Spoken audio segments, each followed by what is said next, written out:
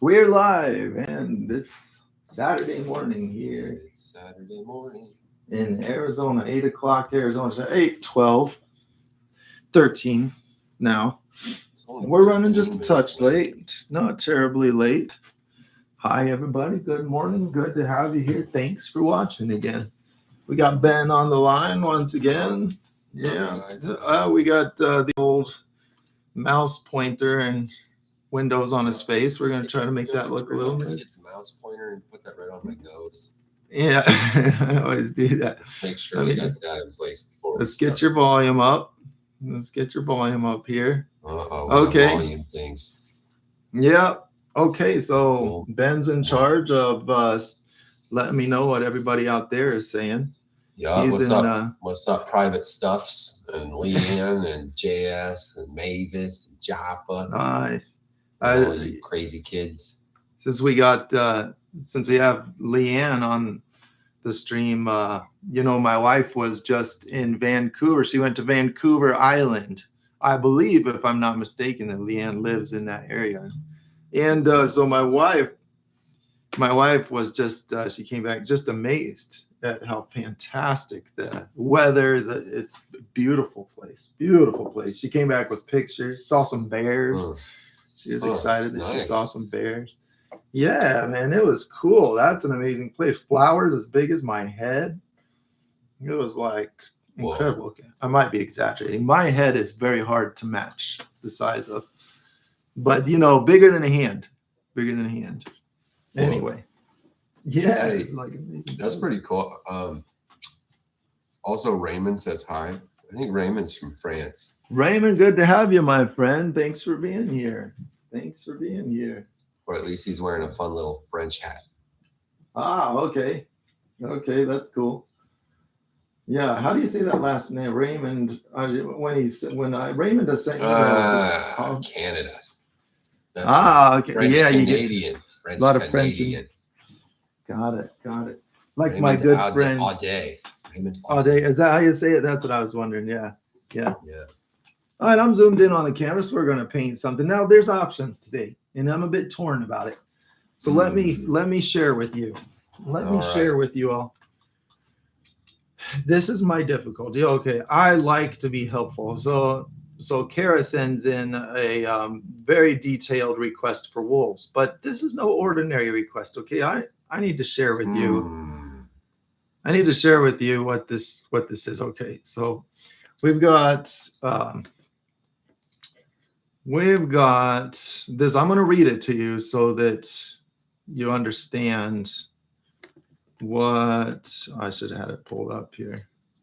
What the difficulty I'm trying to juggle here. Okay, so we're reading this. I'm going to start here. Here goes the explanation. She says, it's a brisk nighttime scene with the full moon and a crystallized and snowy landscape scenery and patches of a dark snow-tipped trees. Okay. And below are stealthy almost uniformly, but are all facing the left with puffs of steamy breath coming from their mouths. All the wolves are following one scared leader of a powerful, majestic grandeur. And in the center of the canvas, now I did ask for a better explanation. To be fair, I asked for a clearer explanation to give good context. So she gave it. And in the center of the canvas, I'll be putting in a beautiful red glowing silhouetted feathered dream catcher. Okay, so it has to be a silhouetted dream catcher glowing in red. Okay, wolves, breath, icy sparkling crystallized snow, nighttime scene. No problem so far. And in the center of the dream catcher is a majestic, beautiful white wolf with a couple minor scars. Okay. Couple minor scars might as well. Nothing too serious, just some minor scarring. Looking directly at you with the right eye, showing he's not gleaming. Traumatized. He's just been through stuff. Shiny sparkle. I hope this description isn't too much or difficult to make sense. It makes perfect sense, actually. It's a very thorough description. I feel like it might be a little tough to paint in an hour. What do you think? What do you think? I mean, with any amount of quality, it would be tough. Yeah, right. I'm just wondering, is this the kind of thing we can do in an hour? It might end up like, hey mom, look at what I did in class today, and you hold up these like paints smeared this way and that, and it's a wolf in the middle of a dream catcher with a slight scar. Well, on the other hand, another viewer, someone that I feel really bad, and Kara emailed a different Kara. That was from Kara 1. This request is from Kara 2. Emailed asking about portraiture, and I missed it, and that was in 2024. Oh, geez. Yeah, but I emailed back. I returned it 2 years later. Hey, you're totally, I said, clear. Anything I can help with? Hey, I'm here to help. Hey, just here at your beck and call. Yeah. She replied very graciously. She replied very graciously and said, I still would like some help with portraits. So option A, wolves. Option B, portrait. Option C, let's just relax and paint a pretty landscape. What do you think? Any votes? Any votes out there? I'm going to load up some paint. Let's get the vote. Now is your time. Yeah. Chime in. Across the world, we're voting for what should Joe paint this morning. That's it. Yeah. 1 hour. Right. Yeah, the 1 hour thing. I am getting better. I've been pressed lately. I've been very pressed. And when you get pressed, you get better. And so you've been pressed too. I've been pressed. I've been pressed, and now that people around me are impressed. Hey. Yeah, that's boy, I was waiting for that one. Good job. Yeah, yes. Somebody had to do it. Man, I got these Israeli dudes chasing me around on set the last 2 days, and then again on Monday. Okay. Just like very, very, very excited to be over here in the United States making some commercial content. And so, man, oh man, are they in my business? I see. So it's just to make. Well, like I was thinking about you actually, Joe, because I'm like, this is their party, right? Like I'm here to make whatever they think is awesome. Yeah. Right? Yeah. Right. Yeah. I happen to be the only one here that can make awesome stuff. And so I'm necessarily stuck in the middle between all of these expectations and stakes and time and money, and then like all these people and situations that don't just really want to organize themselves into productivity. Yeah. Dude, it's stressful. Yeah, right. And somebody needs to be the central processing unit to all of that. Yeah, we're not talking about like paint therapy on a Saturday morning with the general public and whoever's cool enough to show up. We're not talking about that kind of art. We're talking about, I'm going to give you some money and you need to make something awesome happen like now. Oh, by the way, I just changed my mind. I want it to be different than the way you just did it. Can you do it in another 30 seconds? And then after that, do it again. Right. By the way, nobody's listening and everybody's running in circles, and some of them are hungry, some of them are missing, some of them are dealing with their personal life. You got the pile of little problems that you're trying to get to the bottom of. Yeah. Like, man. All of a sudden it just became Saturday and I'm like, oh God. Yeah. I just came skidding in home at like 10 p.m. last night. Yeah. So you know what my first thought that comes to mind when you describe that. Speak. Yeah. What do you got? This is why we pay for the $20 cord instead of the $5 cord, because we don't need to deal with the cord when life is like this. Well, that's insightful.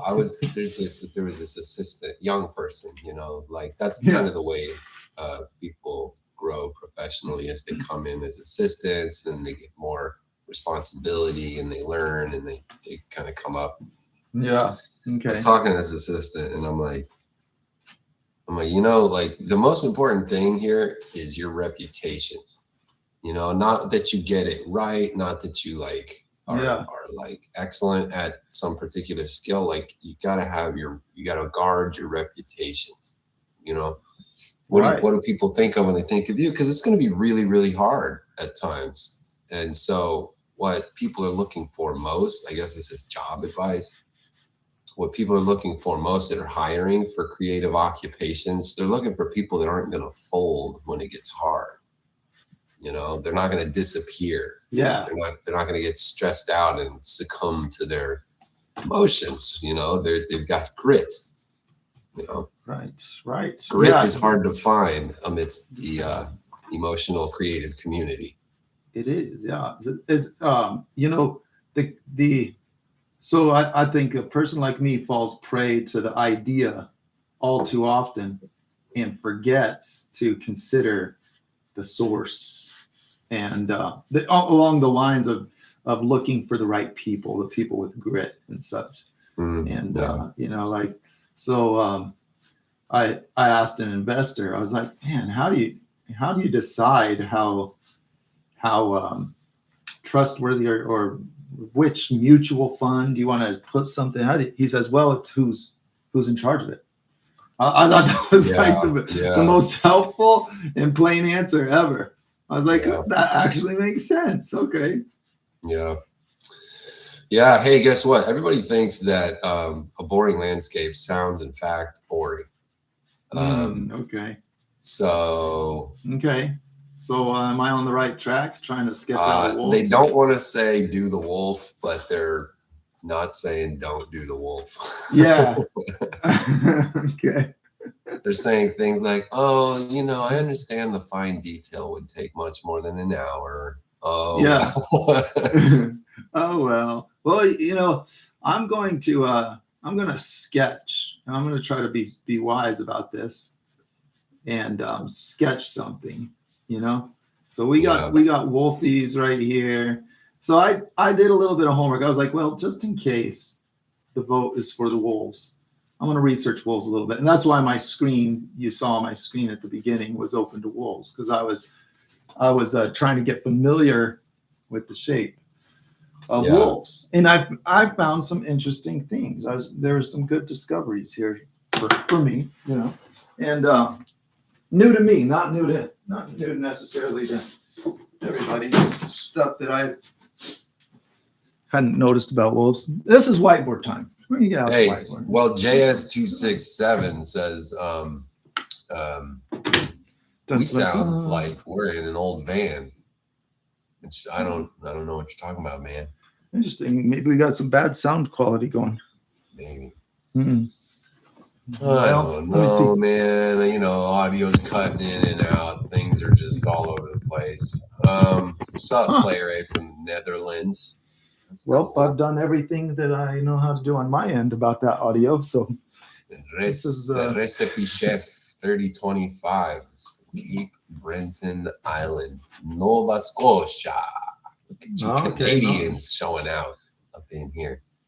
And Raymond, sorry I called your hair your hat, but your hair is very hat looking. Yeah. And hats are cool. And besides, hats are cool. Yeah. If you go on the internet and search for cool looking person, I'll bet they're wearing a hat. Yeah. I'm gonna do it. Cool looking person. I've thought this before. The way to look cool is to have a hat. I wonder if I'm checking my YouTube live stream. I'm checking the YouTube settings right now to see. Nah, it sounds fine. I think he had a thing. It's fine. I checked it. Okay. Maybe it was just a moment. All right. Okay. So we've got the whiteboard out. I want to show what I learned about wolves. So everything, and this kind of gets into portraiture a little bit. You know, drawing, painting portraits. Big shapes first is my rule of thumb. Okay. Just get the big shapes first. And so I was looking at forehead slope versus. So this slope, this is nose, snout, forehead. And I thought, this is a helpful thing to, you know, this when you're doing animals or people, with people, it's really different too, you know, like, okay, so let's finish this up. So we got the nose is out here. We got a mouth like this with a little bit of this, maybe like that. Okay, small chin. You can see it really quickly starts to resemble that silhouette of a wolf. Let's put a little eye in there. Let's not slope it too far because it looks like a Rottweiler. There we go. Let's keep it sloped that way like a wild wolf. Okay. It is a thin line between wolf and Rottweiler. It is. You want to get it right. You want to get it right. Okay. So we go over here.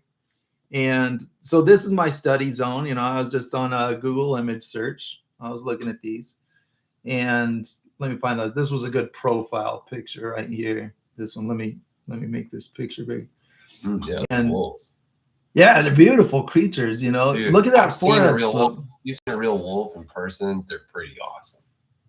Yeah, like, what is it? You know, there's so much magic to reverence, like majesty to them. So you want to get the shapes they're made of right, because they're very meaningful shapes. They convey all this feeling. Tiny so you butts, know, tiny butts. They keep their butts all close to the ground. Oh, interesting. Yeah, I've noticed the difference between wolf and dog is like a dog has like front legs and back legs that are the same length, and they have very much like a so there's a posture, and posture, the wolves are they're fat in the front, tall in the front, and then their butts taper down, and they always got these little back legs that are just crouched and ready to launch. Yeah, okay, right. Makes their chests look massive. Anyways. Wolves are awesome. Yeah, I once watched a wolf rip a piece of meat to shreds. Like, there's a guy. Okay, imagine a wolf the size of a bear. Okay. So you got a good size one. Okay, that's 200-pound wolf, right? There we go. There's the so we got this 200-pound wolf, and we're making this jeans commercial. Oh, you had it on a commercial. Okay, that's cool. So I'm somewhere in Hollywood. It's about midnight, 1 a.m. deep into overtime. And we've got all this fog out, and we're out underneath this bridge, there's concrete everywhere. And the shot is this wolf is like, you know, lunging at the camera and snarling in this real wolfy way. All right. So they bring in this 200-pound real wolf. With and to get it snarling, that seems a little bit. Guess what they do to get this thing snarling? Okay. They put the camera right in front of this wolf. All right. They wrap a chain around this wolf's neck, and then the dude's hanging onto the chain. All right.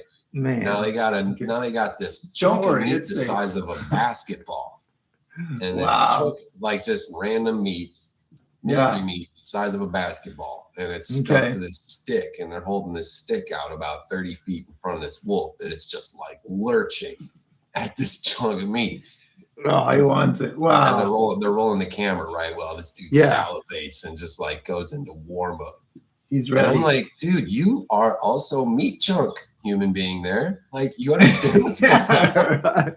You are also meat. He doesn't only want that basketball size of meat chunk. He wants that meat chunk that's still moving around too. Man, yeah, that's scary. And you just instantly understood this thing is a war machine that will rip every single one of us to shreds if it wants, you know? Yeah. I went and hid. I understood they had like handlers and safety precautions, but I hid. I was like, I'm not trying to get eaten today, man. Yeah. You're like, my job liability just went up. I trusted the desire for blood from that wolf a lot more than I trusted the chain around its neck. Man. Wolves are crazy, man. They are crazy. Okay, eye spacing really matters, you know. So as a general rule, eye spacing ends up too close together. The perception of eyes tends to be that they're closer than they are for whatever reason. So I just by default make eyes that look a bit far apart as a starting point, and then once you close in the other characteristics, like you have this eyebrow. I'm looking at a picture right now to put this in, you know. Because this is just to get my memory. It's way faster for me to add colors to the shapes that I have memorized than for me to try to look at a photo reference for a painting. Okay, so once you get all these in, the eyes don't look so close together once you have them. They might be, you know, like you can always adjust. But as a general rule, we go far apart. Now, eye slant matters a lot. So when I was talking about the difference between like a Rottweiler, wolf, so wild animals have this, when a face looks real wild, here's a pattern you can always look for, is that inside corner to the outside corner. if I drew a person real quick, you know, I can make a person have a little more of a wild expression by raising those outside corners. So these eyes for a person are going to make this person look a little bit more like an untamed person. Look at this. Fascinating. You know, this person doesn't look especially trustworthy. You know, it's like it's just instinctive. So then you lower those outside corners. You know what's interesting is I just pulled up a picture of Avatar, and sure enough, guess what they did to the eyeballs to make them a little less human, a little more wild. It's slanted, yeah, it's a thing. Everybody's eyeballs are all slanted. Right. Yeah. So when those outer corners go up, it extends the snout. You know, it's like when you have this long snout. So, you know, imagine tilting this angle downward. Well, those further corners go up, the inside corners go down. So when something becomes more snout-like, so I think at a glance, we look at eyes. And so when you look at a person, you say, oh, that person has kind eyes. I'd be willing to bet most of the time when you see that, their outer corner, I don't mean to take the romance out of it, but you could also say, hey, I really like the slant of your eyes. Although if their ethnicity is associated with eye slant, they might not appreciate that. I mean, I like to just tell my wife, hey, you know, you have an exotic beauty. You know, I think if I told her, hey, you've got animal, you look like an animal. There's a time for that. There's a time for that. She'd probably treat me like an invading animal is what she would do. Yeah. Oh, man, that's good. So we're going to go like this. We got this. What was the wrestler that had these exact? There was a wrestler that totally copied, maybe Ultimate Warrior, always had the makeup that with like the things under the eyes. Wolves have this naturally. So, you know, you see all of these shapes that are associated with some kind of a mood. Shapes equate to mood. I mean, they just do. Like we see shapes and they give a mood. Yeah. So there's these dark fur patches under eyes that are like this, and people have borrowed those to make intimidating, like costume features. All right, we're gonna do the dog nose right here. Make sure the nose isn't too big. If you do a huge nose, it's gonna look. Yeah, you got to make the nose the right size. It's not gonna have that, and it's gonna look like Goofy. Yeah, it's gonna look like a big old house dog. We're running out of people that know who Goofy is, I bet. I mean, dude, that's pretty iconic. Oh, man. It happens to me all the time. I made a reference to Airplane the other day, and everybody around me just looked at me like, huh? Surely you must be kidding. Well, dude, I was on set. I was right. Okay. I'm sorry that every story I have to say is a story about me. It's your work. Oh, me too. That's my life. I freaking do. It's your work. But I was on set and it was really stressful. Okay. Really stressful. Yeah. As I previously described. And so somebody came up to me and they were like, it was this young person, you know, 20 something. And like, oh, how you doing today, Ben? How's it going? And I was like, it's like, I picked the wrong day to quit sniffing glue. And they just looked at me and they were like, because I just deadpan was like, the wrong day to stop sniffing glue. Yeah, right. Like, I was like, oh wait, you've never seen Airplane. You were born about 20 years after that movie. So you're just taking me literally right now. Yeah. I was like, actually, I didn't stop sniffing glue today. Okay. There's my I don't think that cool. It went from being a wolf to being like one of those Bernese. Yeah, it is. Yeah. Shepherd. And so I got big eyes. So this is a good. So I didn't do this well. You know, let's just cuddleable. Yeah, it's cuddleable. Yeah, so it doesn't have that look. So this is a good try. But what's important is not to. So my advice as you're fumbling through character, getting the mood right on a face, on portrait, is understanding. There's lots of guides. We could go through guides to get things in the right place, but understanding what the emotional influence of each shape is a better track to go down, because these are dials. And so if you can look at it and instantly associate the eye ratio and the nose ratio as as oh, I got the cute look because eye ratio. For a second, I thought you pulled out a Jamaican accent. Notice the eye ratio. Yeah, right. That sounds like it, yes. The ratio to the snout size. To the eye ratio. You're pretty good at those accents. I feel like you secretly practice. Well, you know, I've my hands in between these live streams, you know. Yeah. Let's see if we can do Korean today. How about Cantonese? Yeah. Okay. So instead of beating myself up for a wolf that looks like a puppy, better to say, hey, this is going to be really handy when I want to draw a puppy. I'm going to make the snout bigger. And, you know, bring this down. I'm also looking at a picture, but the goal here is to understand what the parts communicate. A bigger snout makes this into an adult, makes it into a very mature adult when you extend the snout down. So relationships between objects. What do they say? Yeah. And then, yeah, exactly. Relationships between objects. They're it's always mysterious why certain shapes have certain feelings. I don't really have that mystery unlocked. Someday I'd like to, you know, like I received one of the best compliments this week from my employer. He just pulled up this shot that I like did this interview in, and I like framed up this interview, but I had to like make the environment look interesting. Yeah. And I thought it was the coolest thing ever just because I created a trapezoid on screen. It was like this geometric trapezoid. That sounds cool. Like one of these things, you know, like this kind of shape. Slanted parallel sides. I got it. Yeah. And there was this like trapezoid shape, and I was just so into this trapezoid.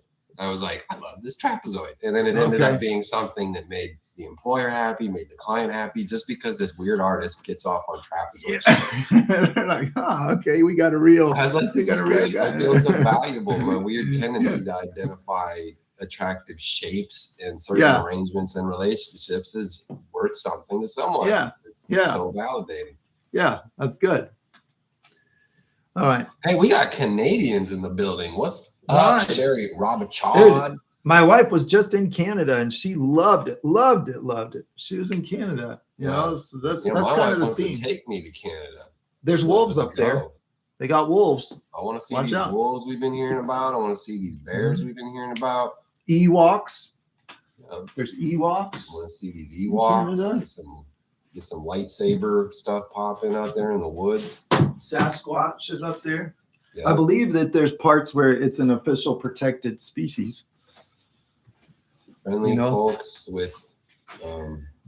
It's kind of humorous to think of protecting the Sasquatch. I think it's like not destroying the land that they inhabit. I think that's the premise.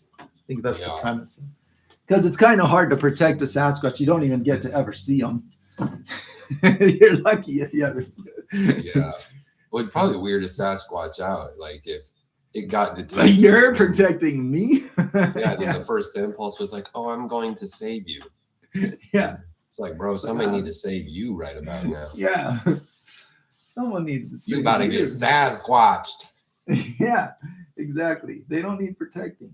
No, I have thought that it is weird, this human condition of like being of, okay, I'm going to get real deep real fast. Okay, let's hear it. It's interesting, I think, being of this creation, right? So this planet, this energy, this life, it kind of swirled together and out we popped, right? And now we kind of embody it.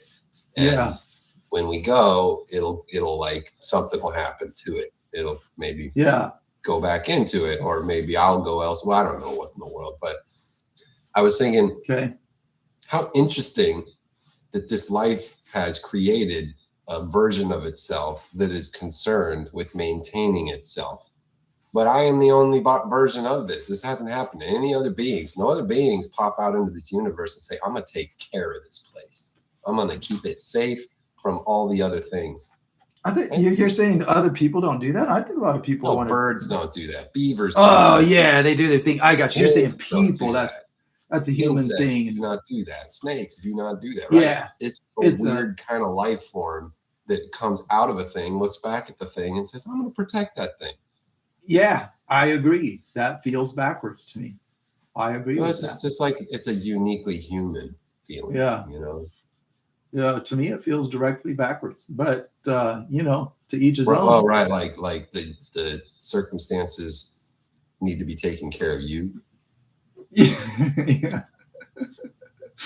Right. Okay, Yeah. dream catcher. My strategy for a dream catcher. Oh, that's what that is. Yeah, it's a dream catcher. All right, cool. My strategy is to make a symmetrical set that crosses like this, each one of these. So now I'm making a symmetrical line to that one. Okay, now we're going to do this one. Wait, we did that. Oh, I'm lost. I'm lost. Get the spirograph out. Get the spirograph. Oh, man. Another old reference. Speaking of dating ourselves. Yeah. Hey there, why don't you get the spirograph out and put in that movie Airplane again? I love that film. I tried to do a mathematical approach, and I was like, I give up. I can't. I was trying to keep track of them. You didn't completely suck. It's pretty quickly put together something that's relevant. You know what's interesting about this shape is that the wolves may be like going headfirst into the vortex, but this is your world. Well, this is background. Remember, this is like spirit animal painting. Okay, that's true.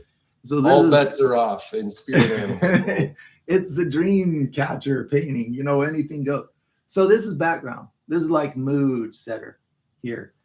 Just imagine in Sherry's world, as you do this, Joe, as you put this together and explain, imagine Sherry's world. She's got moose. She's got deer coming through her yard. She's hearing wolves at night, she says. Yeah. Yeah. Man. I don't know how what's to going do on, man. Capture That's that a lot of noise. And is that Canada? We talking Canada? Yes. She's out there in I don't know. She's just flying the red and white. So I don't know where she's from. That's awesome. Somewhere in Canada. Man, I love wildlife. It's so cool. But when she grew up with Goofy. She knows who Goofy is. Yeah. Okay. Nice. Nice. We got someone on board with Goofy. That's good. Yeah, man. So trying to capture mood with shapes, trying to get this is like intended to have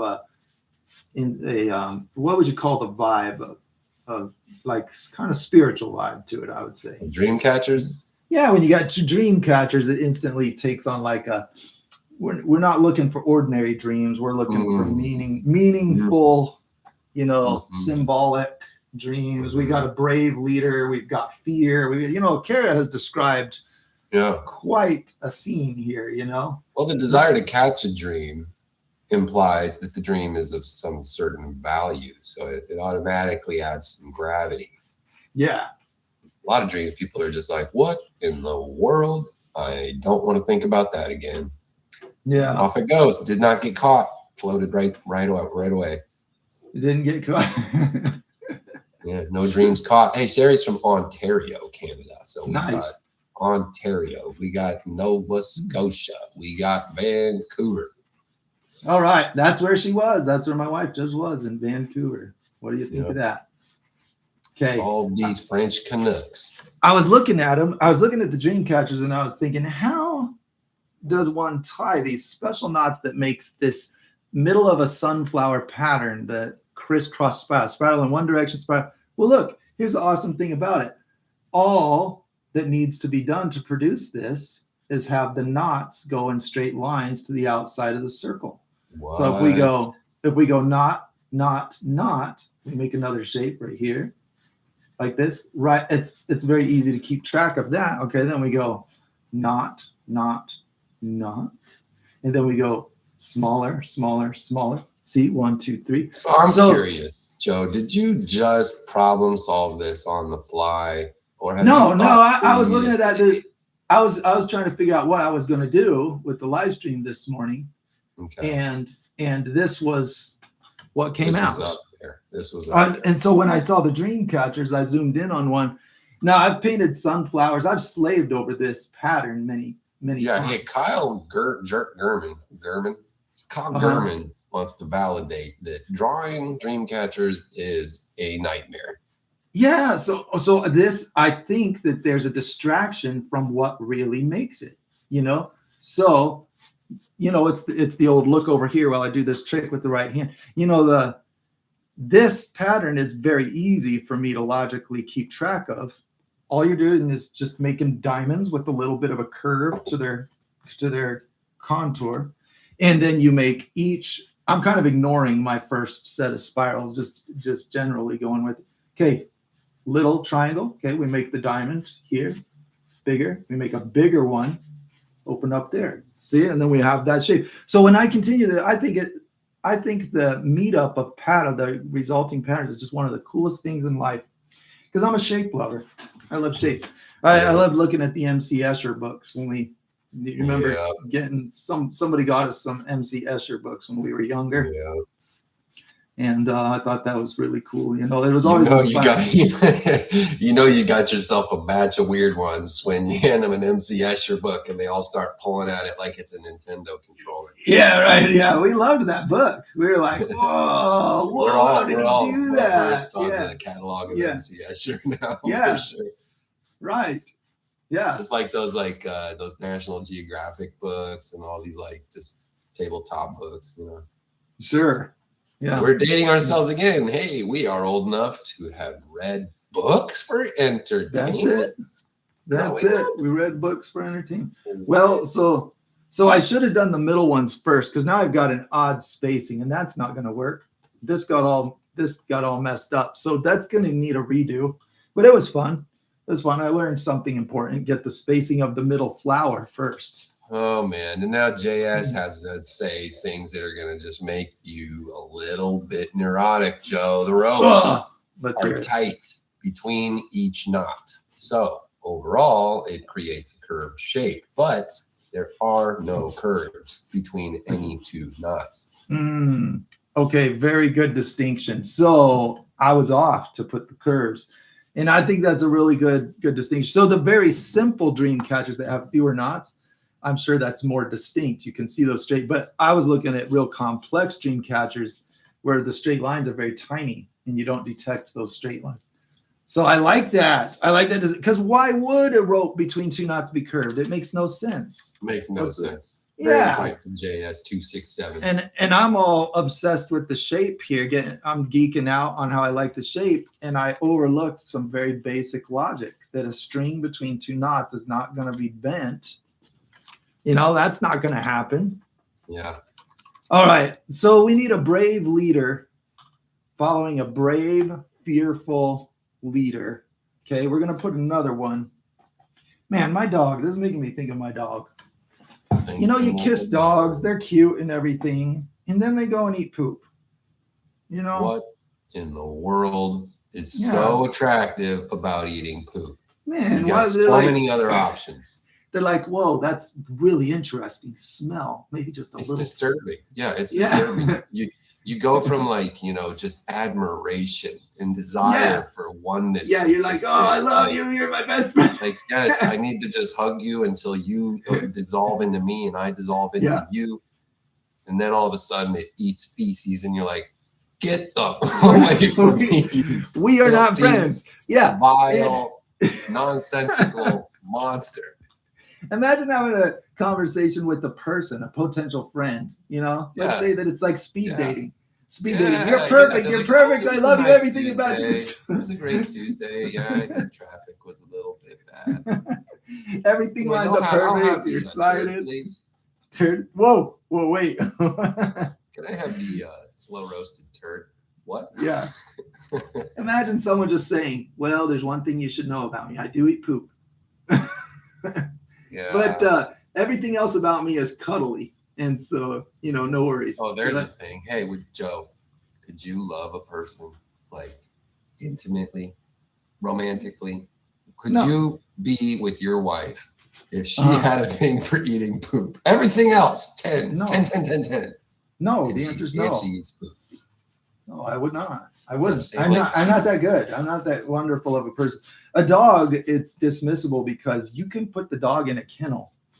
Yeah. You know, like you have this authority over the dog where you're like, I am of a higher order than you are.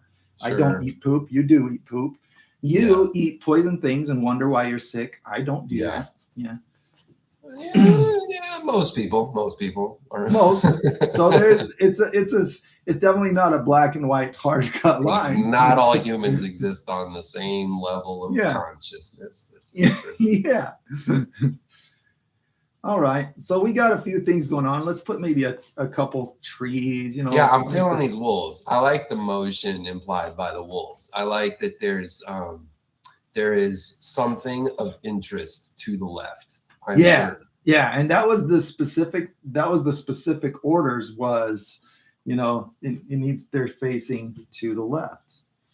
And so now we're going to do maybe one more little wolf face. I want it to look like a substantial pack. Okay, so we need to do another little wolf face. I kind of like the hard black outline. Yeah, that's cool. Hey, not to overly digest this poop business, but Joppa Cat says cats have a 9-minute digestion. 9 minutes. 9 minutes? Now that's a job. Yeah, that's well done. 540 seconds for those keeping track at home. 540 seconds. It goes from food to poop. So apparently it's still very foody, and dogs are not opposed. Yeah, they're not opposed. Yeah, but it's gross. You know, like I'm in the land of maybe horses got it down to 500 seconds flat instead of this 540 seconds like a cat. Yeah. You know, it's the gross factor. It's like you can give all the science about how it actually cool. It's actually cool. Yeah. No, it's not. It's terrible. I mean, I was scolded for reusing a mask back in 2020 because of how dirty the mask supposedly is. So why should anybody be dismissing eating poop? All right. You know? Kyle says turn the page. Turn the page. Okay, because I was painting wolves.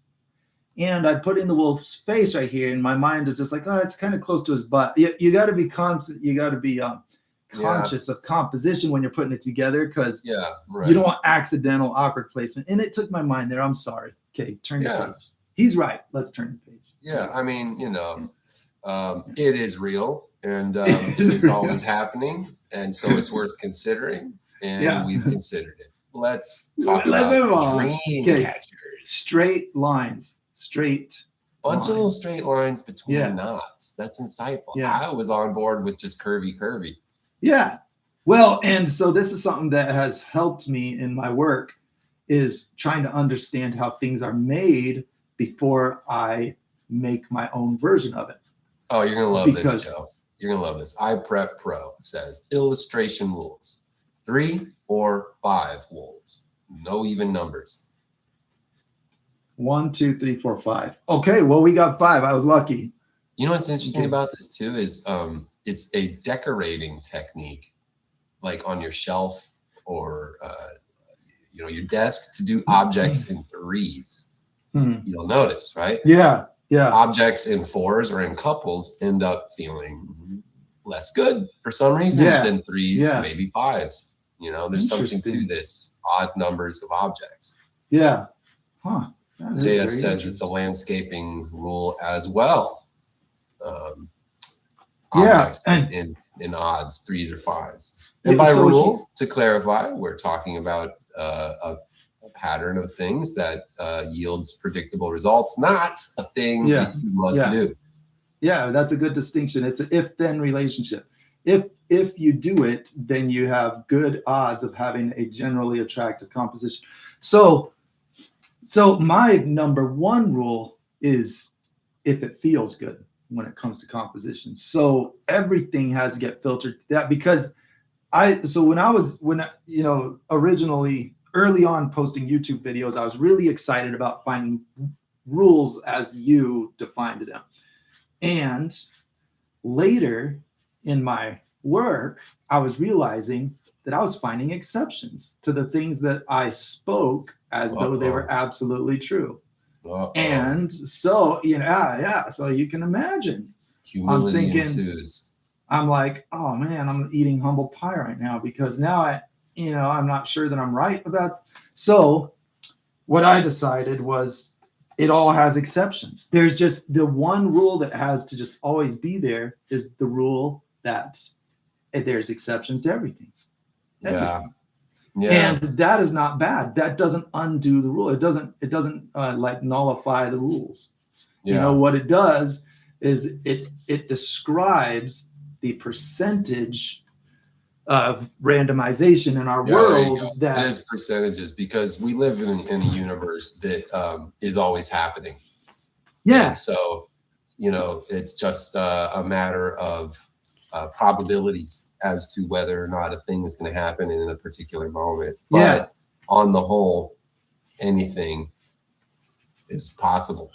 It's just some stuff's much more likely, and we call those rules. Yeah. Okay.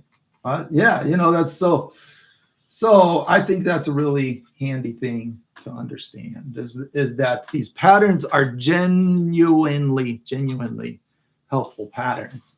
Genuine. But that doesn't make so how in the world am I going to put a wolf with scars on its face in the middle of that dream catcher? I don't know, dude. What am I doing? Bit off a big piece of basketball-sized meat here, thinking you were going to chew it up into a swallowable little morsel. Man, do I put it in just the circle here? Do I overlay it big? What is here JS says is that odd numbers allow asymmetry without lopsidedness. Yeah, but what's so great about asymmetry? There's mystery. He didn't say it's awesome. He said it's just what it does. It does. Yeah, I don't disagree. with it. So I think it's good to understand these rules and then symmetry is powerful. To your point, Joe, symmetry is also powerful and desirable at times, especially in photography. I say learn the rules and then learn to break them. That's kind of my conclusion on it. What do you think? I think breaking the rules is I'll tell you what, learning the rules gets you in the game. It shows everyone around you that you are competent. You know what you're doing. You're not guessing. You're not experimenting necessarily. You know how to play this game, right? Yeah. That's what knowing the rules gets you. Breaking the rules distinguishes you amidst your peers. That's how you show your perspective. That's how you do something unique that no one else can because they're not you and they don't see it nor feel it from your perspective. Yeah. So you got to break rules to be distinguished, but you can only do that if you first have the respect from understanding and executing the rules. It's like being a football player, All right. Yeah. Let's see how many people we probably know more. No, we got some Canadians. Maybe we know more about volleyball than we do football. Let's make a volleyball reference. All right. Volleyball, the ball comes over the net and you're allowed to touch it 3 times before it's got to be on the other side of the net. That's where you get this bump set spike, right? First person bump set. Okay. Right? Okay. That's the rule. 3 times and you get an optimal kind of a crush hit back over. Well, a lot of times a player on the second hit decides I'm not going to set up the third guy for a big crush. I'm going to sneak it over the net myself on the second touch. Hey, that's break the rule. Yeah. But if you succeed. However, if you have first illustrated that you can execute a 3-touch play. Yeah. And then you break the rule and sneak it over on the second touch. That is desirable. Or like to your point, like the hard rock band that takes it down a notch in the middle of the show to sing a ballad, and you're like, they got skills. Yeah, now back to the metal. You know what I mean? Yeah, right. Yeah. Hey, I prepped. That's flattering. That saying I'm talking about Picasso here. Same kind of a deal. Yeah, Picasso. I'll bet you Picasso could have painted a landscape. I'll bet. He could. He proved it. He painted. Could have done a caricature. Could have done a lifelike. Right. I'll bet. Something tells me Picasso was not limited to what he was executing. Yeah. However, that is why we remember Picasso and not the 10 zillion people that painted a fairly realistic portrait of their dog. Man, it's so true. Very frustrating. But now, I think the mistake that I make when learning new principles, patterns, rules, just general wisdom about the field. It could be what we're talking about. It could be a new discovery. I just make them too absolute. Like I think with every new thing you learn, there is no like I think what I'm trying to say, this sounds like madness, but there appears to be, I'll just say, hardly any exceptions to the rule that there are always exceptions. No, that's not madness. Because if I say that there are no exceptions to rule that there are always exceptions, then I'm making a rule without exceptions, and then I'm contradicting myself, and then we're in a paradox. Well, yeah, thus is life. Oh man, I can go crazy. way off in that direction, but to keep it useful, I think that you're onto something. You got to start somewhere, right? So Yeah. if you just consider all of existing, it's all over the place. It's not necessarily organized until our experience organizes it into events that make sense, that we can process, that we make meaning out of, right? Right. Otherwise, this is quite chaotic. No human to perceive it means just stuff everywhere. Yeah. And so you need to build on that. You gotta you talk about logic. You have to use logic to establish a foundation. Yeah. It doesn't mean that foundation is immovable. It just says, all right, I'm gonna pile up some sand and stand on this to make my next conclusion on top of it. Yeah. But you have to acknowledge, conclusions are based on the conclusions of the fundamental layer beneath it, which are based on the fundamental layer beneath that. We are crazy. We're going crazy. But if you want to, you can destabilize the whole tower of logical conclusion and just say, yeah, chaos, right? And you're not wrong, but it's also useless. It's just that nobody really believes it. Nobody really practices anarchy who's saying that anarchy is good. It's madness. Yeah, it's madness. What you're describing is succumbing to madness. And so the universe of patterns, do that. The universe of patterns and coherency has to be acknowledged if you want to get something done. It's like you have to. Well, it's what we are. It is what we are to synthesize all of this churn into patterns. We're pattern recognizing beings. Like if you're not going to recognize patterns and act on it, you're not acting like a human. Right. Okay, so here's a good pattern. Is I'm tinting this toward orange just enough that I see no green. I want the effect of sparkly crystallized snow, right? So she's saying crystallized landscape. I feel like that one's I'm not sure that I've got the meaning right, but what I'm picturing is snow that's sparkly, That's what I'm picturing, like something that just looks like it is encapsulated with snow. And we want to see that. We want to see that sparkly effect. And I've never done this, so I'm giving it a shot. I'm using a sponge to do the stipple, trying to get it done a little faster. And I'm putting just enough orange, not to have an orange result, but to have a non-green result, because the pattern of reflection moves away from green as colors combine and reflect. The sponge technique is fun. Yeah, how about that? I'm trying to get grain without dabbing the canvas a bazillion times. And this so to further avoid the green effect that blue all too often has, I have it tinted a little. This blue has some purple in it. Yes, it's a pre-tinted like sky blue. Jenny G inspired finds it easier to have a focal point with asymmetrical setups. So okay, that's interesting. There's a preference for asymmetry there again with Jenny inspired. Well, so here's what I think is something that you do best to steer away from. I guess I'm just preaching the same point over again. Is art lessons that point to the right way to do something. Okay. I would avoid those. I think it's unhelpful to frame anything as the right way to do an art technique. The if-then relationships are much more useful. If you do this, then this effect can be achieved with this technique. Those are really useful because there's just so much amazing complexity to why we get results we do. It's when someone pulls out, I've used this example before, they pull out an old master's painting, pull out the Mona Lisa and talk about all the reasons that it took absolute genius to produce that painting, but they don't want to hang it on their wall. You don't want to hang it on your wall. So what exactly are we using that genius for other than to make our point about right? Yeah, About it's the right way. Yeah. So I actually do have Mona Lisa on my wall now, to be fair. Do you really? It's made out of Legos. Yeah. I was like, what in the world are you doing with a Mona Lisa on your wall? That's weird. Yeah. Our mom gave it to us as a gift. Gave it to me and Zayden put it together as a gift. Yeah. That's great. Yeah. That is a very mom gift.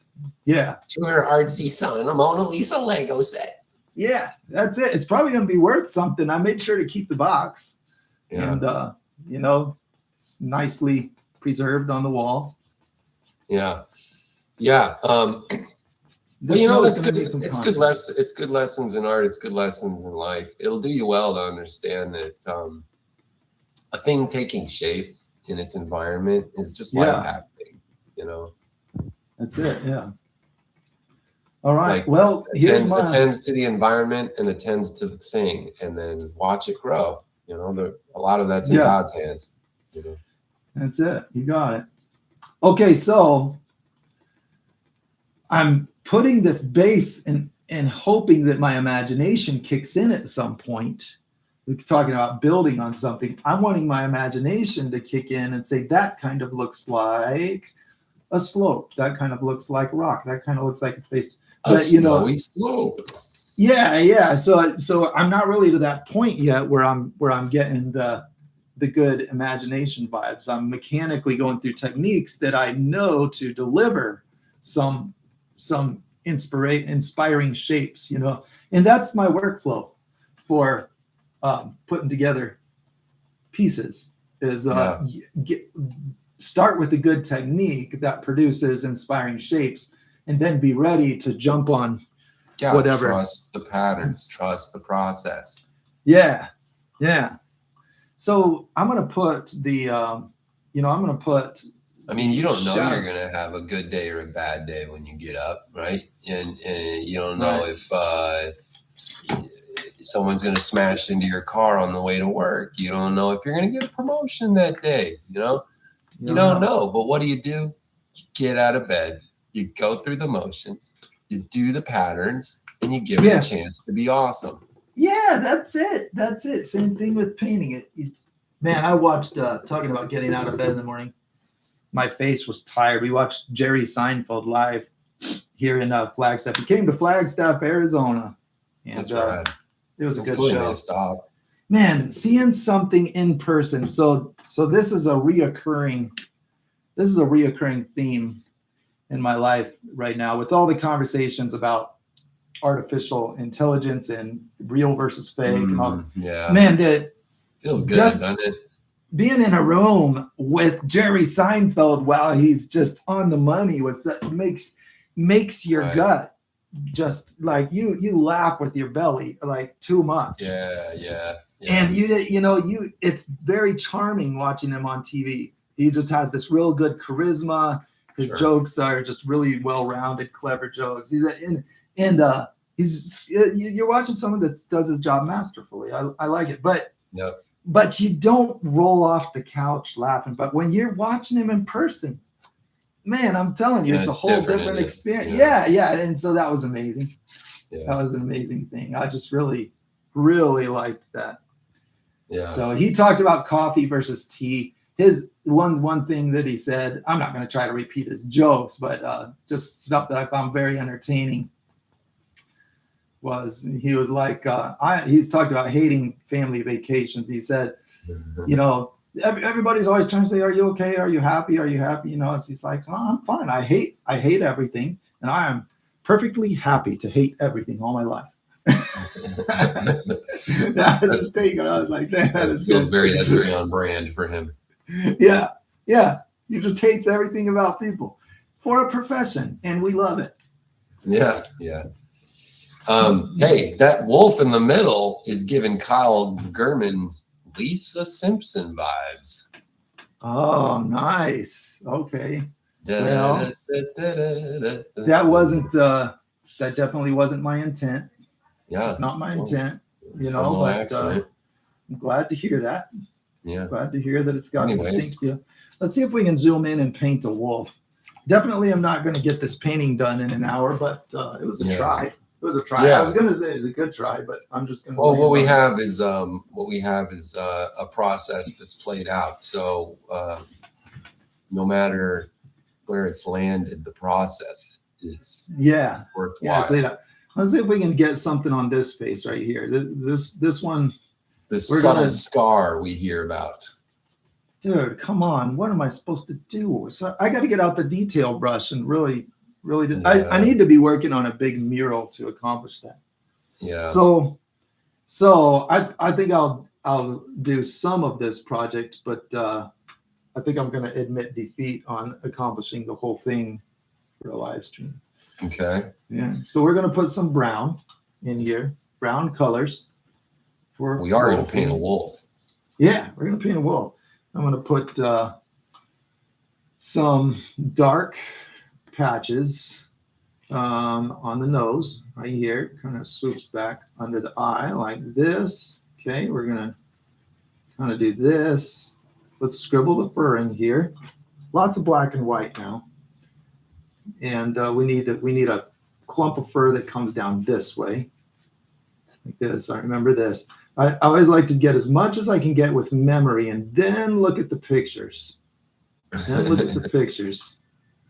You know, because when I do that, I at least have the satisfaction of always improving at my craft while I'm killing time. There you go. Okay. Now we're going to put the light spot of fur. Let's borrow a little bit of this brownish color under here. I'm going to get faster and faster at painting wolves as I do this. Okay, they have dark up on the nose, swoops down on the cheek, comes here. While this paint's still wet, I can get some light on it. And go like this, scribble in some light colored fur right where this clump comes down here. Maybe you're painting at home and want to share your wolf with us. If so, okay. Send it to share@muraljoe.com. Not a bad idea. I like it. Okay. And then I'm going to get my little bit of black. I might have to rethink my color scheme. I think we're going to need a lot of blue in this black because this is a nighttime scene. Okay, we're going to put that little thing under the eye right here. And boy, I'm starting to forget. It's getting foggy. It's getting foggy. My memory is struggling. There's a mouth. Okay, we're going to do an eye.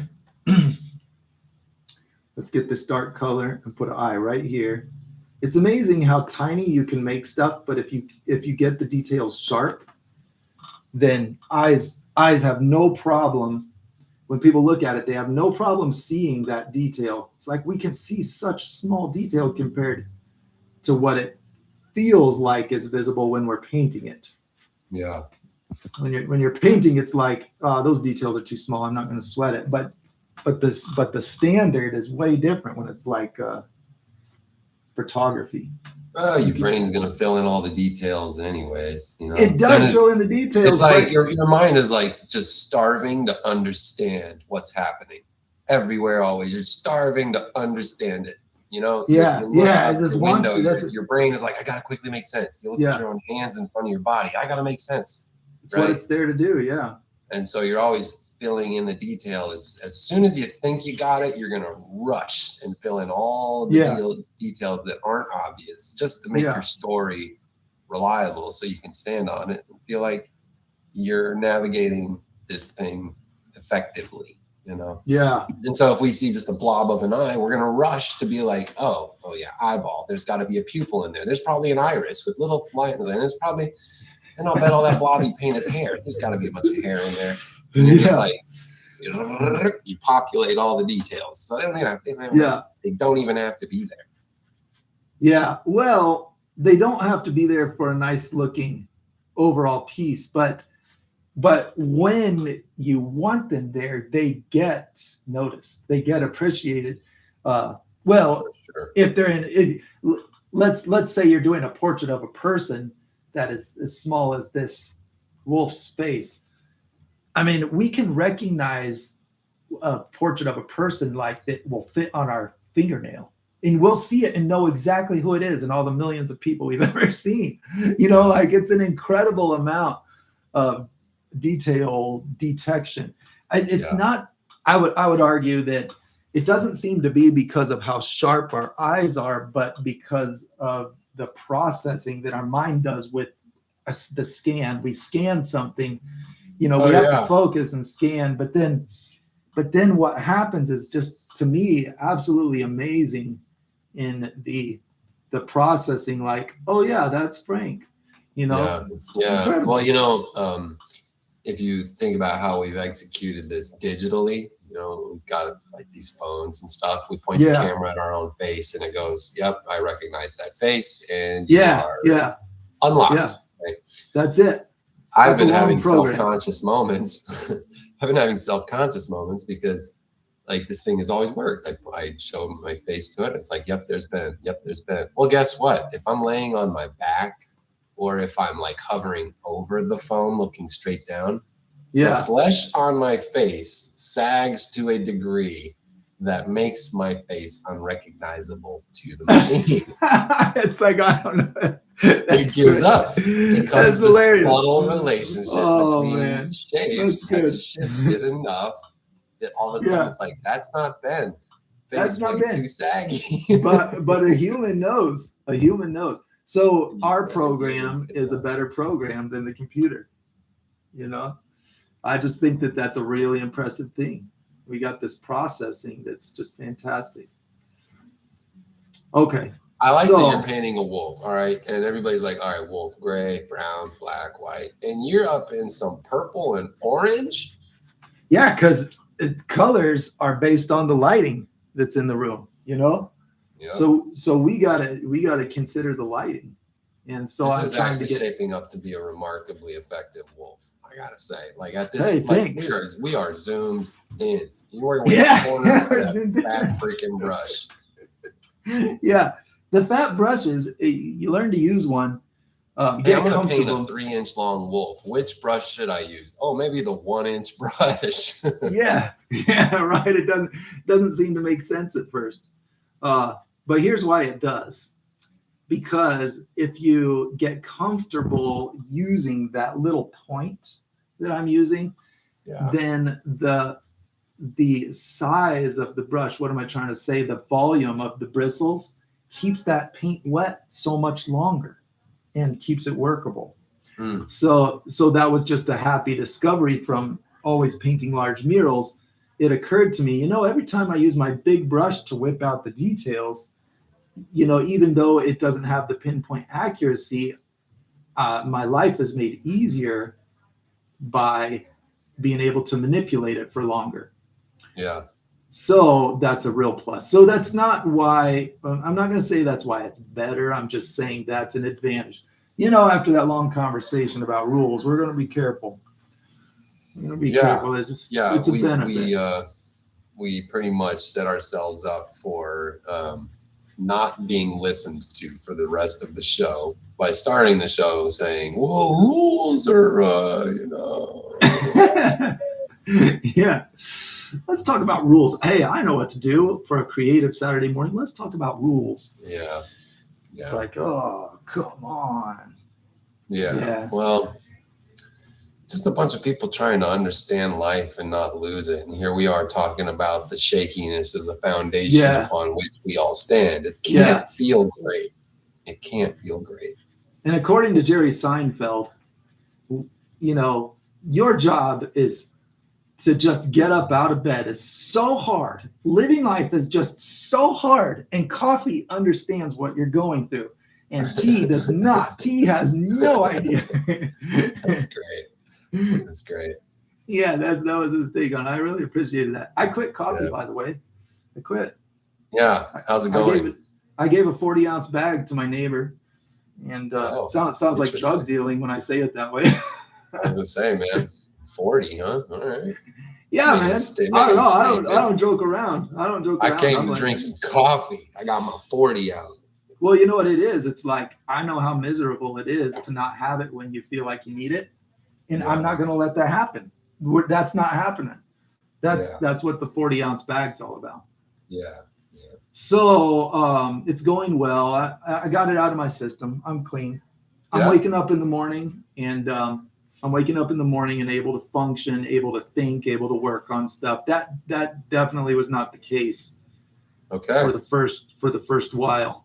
Yeah. Definitely was not. So worth it, huh? Well, for me, I was experiencing some sore joints, dehydration related symptoms. As I'm getting older, I'm finding that my body's not healing as fast, and the hydration is becoming more important for me. Yeah. And I have a hard time staying hydrated when I have the coffee in my system. It's just you know, you just lose all your water.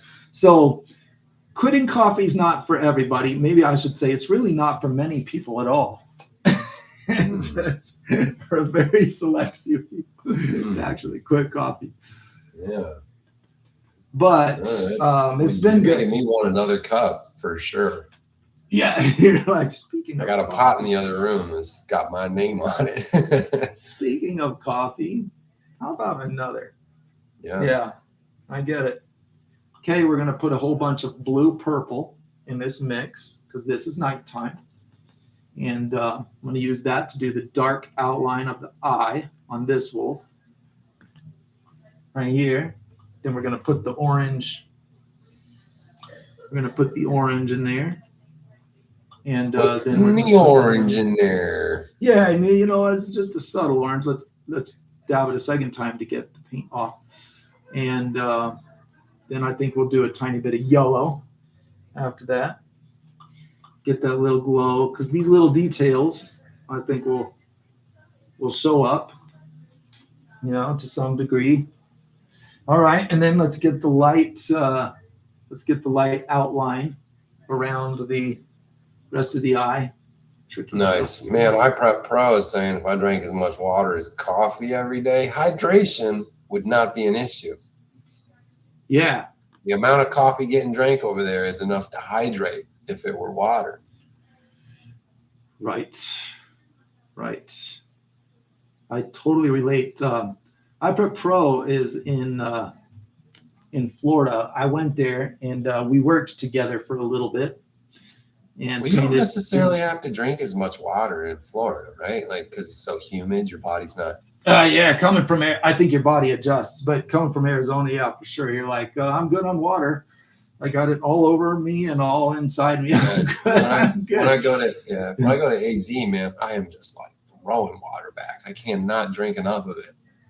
Yeah, it's dry, but I think people are different. Oh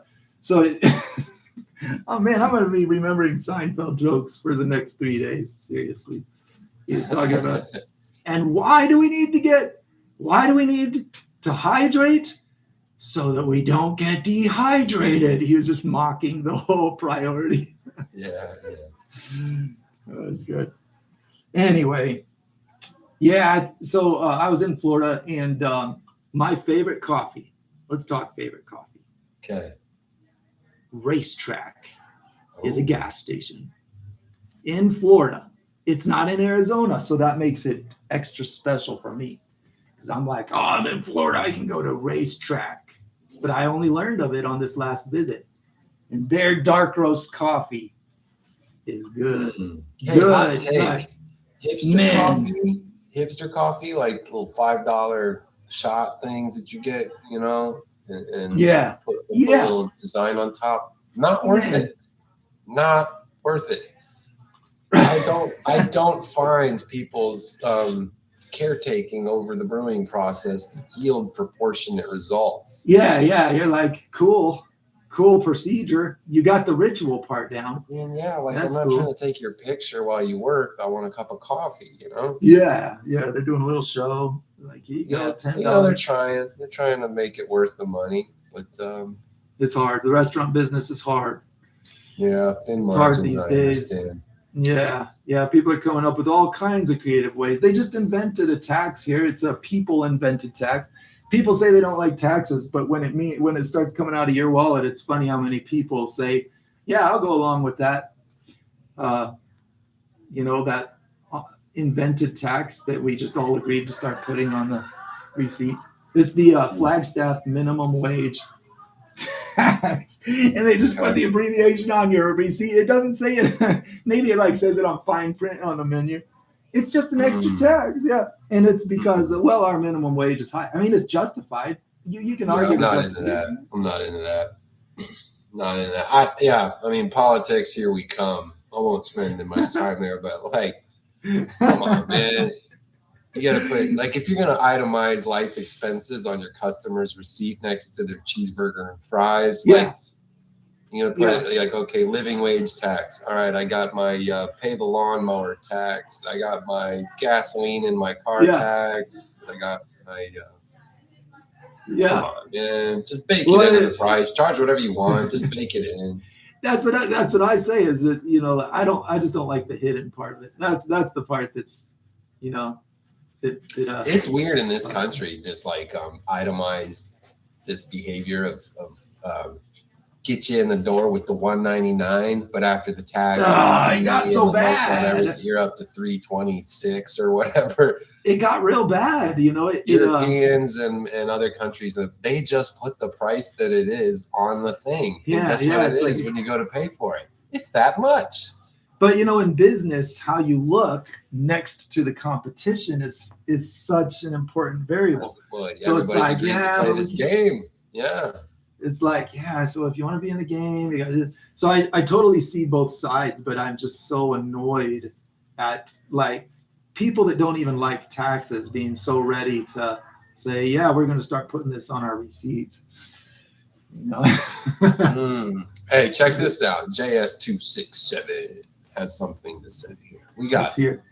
Let's hear it. He's over here dwelling on rules. We moved on to coffee and we can go back to rules. Rules are going to help with things. He's not done chewing on rules. Okay, so fast, y'all. Let's talk about how rules are a source of creation. If you have played with Conway's Game of Life, capitalized Conway's Game of Life. Yeah. Or just made a few simple rules for a sketch, or made fractals. Beautiful complexity comes from a few simple rules. You know what this makes me think of? JS267. This makes me think of Dungeons and Dragons. All right. I don't know how many people out there are familiar with Dungeons and Dragons. Yeah, is that old now? Is that starting religious like me, and you were told you go to hell if you play Dungeons and Dragons. But what it is a game where everybody shows up to play this game. They embody a character. They decide on this character. They play this character, and they assign a story to their character. And then somebody in charge says, here's this adventure we're all going on, or this quest, or here's how this thing's going to play out. They set up framework. They set up rules. And everybody's in here just having a blast because they established a few rules. Yeah, you need rules. The gameplay, incredibly liberated, right? After that, very few, if any, rules, other than like, don't be a dick, you know? But that's a very blurry line. Very blurry line. Yeah. But to JS's point, that's how you get, quote, beautiful complexity coming from a few simple rules, right? It's virtuous to set up a few rules because then things can be liberated out of that. Things can have okay. So a vote for where rules meet liberation being the sweet spot there. Yeah. There always is a middle ground. I hated the concept of balance and middle grounds when I was a teenager. I always wanted everything to be like, I'm going to find what right is and I'm going to be on that side. Yeah. You know, and it was a very frustrating thing to learn that right is usually in some uncomfortable flexibility that's based on your circumstances. It's like, okay, well, we have our principle, but this person has got a totally different value set, and I'm going to be real rude to them if I impose mine on them, but I can't compromise my value set. So how much can I compromise to make peace between us? Because this is how we love somebody, is by showing that they are more important than our being right. So how to balance that is not simple. not simple, but this is not just true in like emotional navigation. It's something that comes up in composition and art, like making a nice thing is just like you described, just like, who was it that was just bringing that subject up? It's like, JS. Yeah, I totally relate. So it's like, we love to have hard set rules because we can understand them, because they're simple, and we can know that we're right. We can know that we're right when we're right, and this is how things are. Yeah. Hey, Round Brush Steve, welcome to the building with your sharp wit and commentary, such as, is this Alcoholics Anonymous? Am I in the right place? That's it. You have found it. What do you know today? But on Alcoholics Anonymous, we have today it's coffee though. It's not dream catchers. Today we are talking about quitting coffee, not quitting alcohol. I have decided not to quit alcohol, but I have quit the caffeine. But I'm not the personality that struggles with alcohol addiction. There's people, but I do struggle with caffeine addiction. I do indeed struggle with that. So there's like people's happy place. Whatever takes you to your happy place, that's the danger. That's the one that's dangerous. And when I get caffeine in my system, every idea is good. Every breath of air is nice and fresh. Every person is a little more handsome. It's like it's like all the signature marks of. It's frustrating, isn't it? Like how obvious it becomes that the reason life was hard was just because of your stupid perspective on it. Like how quickly, like a beverage, right, can change your perspective. And you just see instantly. You're like, oh, the reason I was weeping 15 minutes ago, lost in emotion, was because the way I was thinking about this thing. It was said by someone else, not me. The problem is not the problem. The problem is how you are thinking about the problem. That's good. That's good. I like it. How quickly we just shift entirely, and when things become addictions, like they just very effectively shift. And then when they're out of our system, very effectively shift us away again, Yeah. So and I only talk about this because what is the coolest thing about being an artist? It's the ability to shift an audience's perspective, in my opinion. So I'm interested in this capacity for people to suddenly see their entire being as different than they did seconds ago. Chemicals. They took us just because they shifted whatever.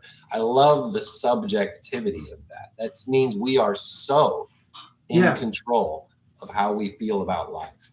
So in control of it. Well, because of how we feel about it. We are not in control of the life itself, but we can always control the way we are viewing it. We can decide. I don't know though. Okay, let me respond to it. I see your point. Yeah, I see your point. It shows how subject to change, how subject to influence those things are, right? This is the point you're making, is that these things are entirely based on real practical influences that are variables that can be changed. Is that right? Isn't that the point you're making? Yeah. I'm inspired at how much efficaciousness we have. We don't have to sit there and moan and say, oh, life isn't working for me. I got the short end of the stick. It's like, just look at it differently. Yeah, right. And that is a very good point that I don't disagree with. But the reason I'm saying, well, is because, again, back to how there's exceptions to everything. There are these times when you just don't have the tools at hand to change those chemicals. Oh, hey, I am ground zero. I'm out of control. Right? It's chaos in my own brain. I get it. Why do you think I get so excited about the ability to control how I feel about life? Because it so often feels so freaking crazy. Yeah, right. So, I'm just validating the other side too. For sure. Yeah, I describe a pattern. I do not describe the way. And I think that makes it even more frustrating when things aren't going your way, because you're like, you're Ben you're said like, it was yeah, man, there's people all around me that have got this dialed in. How come I don't? Yeah. You know, that's No, very it's a target to aim for. All right. I'm thankful for the clarification, Joe. It's a target to aim for, this perspective shift. It is not always available. It's not always available. Yeah, well, I don't know. I don't know what the truth of the matter is, but you know, there's different angles. You know. Okay. So this is my best. I studied wolves this morning. I studied them Brush just says now at on least an camera. asteroid didn't hit today. That gets Yeah. And there's always that. There's always that, you know. Keep your perspective healthy. How'd your day go? Well, I survived an asteroid. Yeah. Could be worse. Could be worse. Yeah. I think that's very good insight. Yeah. I agree. No, you're right. I mean, you know, say you're getting beat up in an alley, getting pummeled by a bunch of people that think you deserve it for whatever reason. Yeah. Yeah, you're not going to perspective your way out of that suffering, you know? Yeah. Yeah, right. Available. But I think but then there are some people that do perspective their way out of it. There's always like, that's the frustrating then there's the thing. Buddhist set themselves on fire and it's just chill in Yeah, the middle yeah, of the yeah. flames. So life always has these curveballs. At the moment that you think you've got the rule figured out, you know, at that moment, that's when some exception comes along. I've learned I'm completely useless. No, it's just like this is I suppose I'm just emphasizing the importance of exception, of understanding exception. It's just like everywhere. And well, guys, post some comments. Tell us, what are we missing here? Because you know, we're coming at it pretty hard, pretty confident with a lot of ideas. I'd love to hear what you guys are thinking. All right, let's do it. And it's about time to go to the inbox and see what y'all are painting. It is. Well, I got 3 wolf heads, the sketch of a dream catcher, and a layout. A layout is an important part of a picture. I would not want to be slaving over details like this if I didn't feel decent about the layout. Yeah. So this is a good progress. What I'm saying is, I'm at a point where I can feel like I made progress, and we can look at the other work. Yeah, cool. Well, you know, Round Brush is appreciating how you put the camera at just such a position that when you lean to the right and paint your wolves, we get a nice view of the back of your head. Oh, very good. Yes. How is it? You don't see anything crawling around. It's nice. It seems like you got a full head of hair. It's going to last a little while longer. Yeah. Okay. Enjoy it. Why don't we do this? You're looking a little wolfy there, Joe. A little wolfy. A little bit wolfy. Yeah. I'm pretty good at that look. I realize your eyes are slightly slanted inward. I'm noticing. They don't. Yeah, they went to the wolf slant. Okay. Well, naturally, I have eyes that are level. You're painting your ancestors, they say. Yeah. I have level eyes. Some people have slanty eyes. My friend Vince, I'm going to call him out. What's up, Vince? He has this weird tendency to get profiled in crowds. You know? Yeah, his eyes are slanted. Profiled. His eyes slant down. And it's like I can't help but see it. His eyes slant down toward the middle. And when you're born that way, there's consequences. I'm sorry. Poor dude. Hey man, Kyle says less of Joe's head. Don't you guys want to see what's on his mind?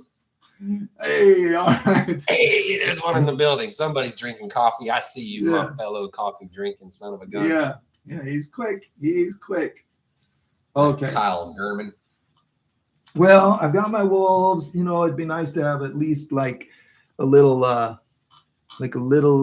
suggestion of some legs. So let's kind of, this one, I wanted a leg going this way, this way, this way. He's walking. This one's walking. And we're going to go like this. We're going to put the light color. And, you know, we got all this light reflecting off the snow right here. So we're going to put the underside of these wolves a little more on the dark bluish side. Boy, the lighting, you know, getting into a picture, so much difference is made with strategic lighting. Yep. Okay. You know how that goes. That's your job. Yep. Yeah, just deal with the lighting, right? Yep. Okay. But we do need to go to the inbox. It's true. So let's get this in place. All right. Let's put another leg in here. Let's get that one. Let's say this wolf is kind of leaning forward. A cautious look. You know?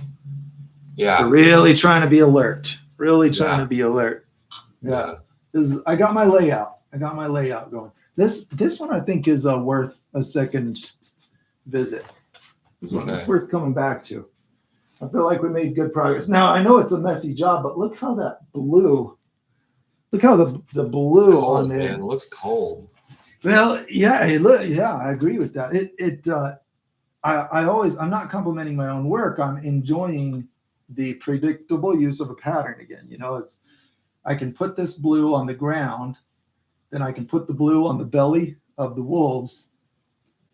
And even when it's done messy like, it does the job. It's like, oh yeah, we got the light hitting the bottom edges of these furry wolves. You know, I just think that's a cool thing. All right, we're gonna put some in there. We got shadows. I was thinking maybe they're cautious because they see that other wolf got snatched up in the middle of that dream catcher. Yeah. And they don't understand it. What's going on? What's going on? Supernatural. I don't know what to do. Yeah.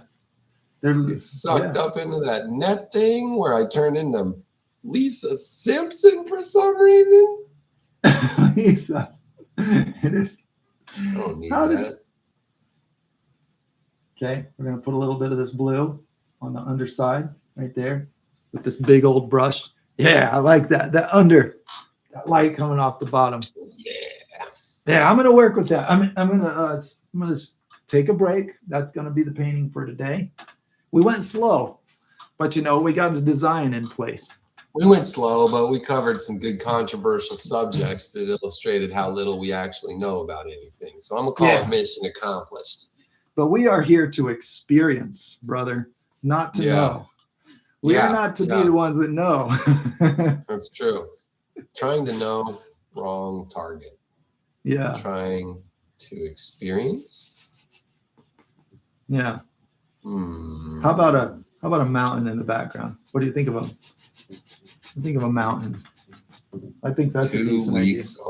iPrep Pro says therein, I am 2 weeks on tentacles. I don't know what that means. Oh, man. The octopus. He's the one that did the octopus. I am 2 weeks on tentacles. I guess he's been painting 2 weeks. Man, come on. Tentacles. All right, let's see what's in the inbox. Send a picture in if you want to. Leave me a specific message if you want something specific worked on with that. Okay, so that I'm not just randomly. 2 weeks. Overcooked those tentacles, and he's just been chewing on them. 2 weeks. Yeah, dude. It's torture. It's torture. Still can't swallow it. Yeah. So here's the question. In this nighttime scene, share at muraljoe.com, guys. SHARE at MURAL.JOE. No, that's it. MURALJOE.com. There you go. Have you ever looked up at a snowy mountain and saw that it was actually lighter than the night sky above it? Yeah, man. Sometimes it can be. And so what I'm struggling with here is I need a night sky. So I think I'm going to try to get that feel. Like this mountain has got to be subtle. I can't go dark on this mountain because I need a dark background because I got to make a red glowing dream catcher. So I have to have this dark. I have to have this. So what I'm going to do is a dark sky, and I'm just going to put some light-ish colored highlights in there of some snow. So we're going to just say this is a little bit of snow catching the moonlight, but we can't go too bright because you got to think about the other elements that have to go in the picture. So we're going to put some ridges coming down right here, just a little bit of light, just enough to be seen. And then we're going to call it. Then I really am for real done. Whoa, for real, that's 2 for reals. 2 for reals. The first time I said I was done, I wasn't actually there. Okay, that's I just wanted to get that lighting balance. So you got to go subtle, because this is not going to glow if we start, like boosting up all the highlights in this picture. We can't do that. It's a nighttime scene. Yeah. All right, we got wolves. We got wolves, and we got things in the inbox. I'm headed to it now. We're going over here, and let's check it out. I got to log into it. Give me a moment. It expired. I had it logged in, but then it expired.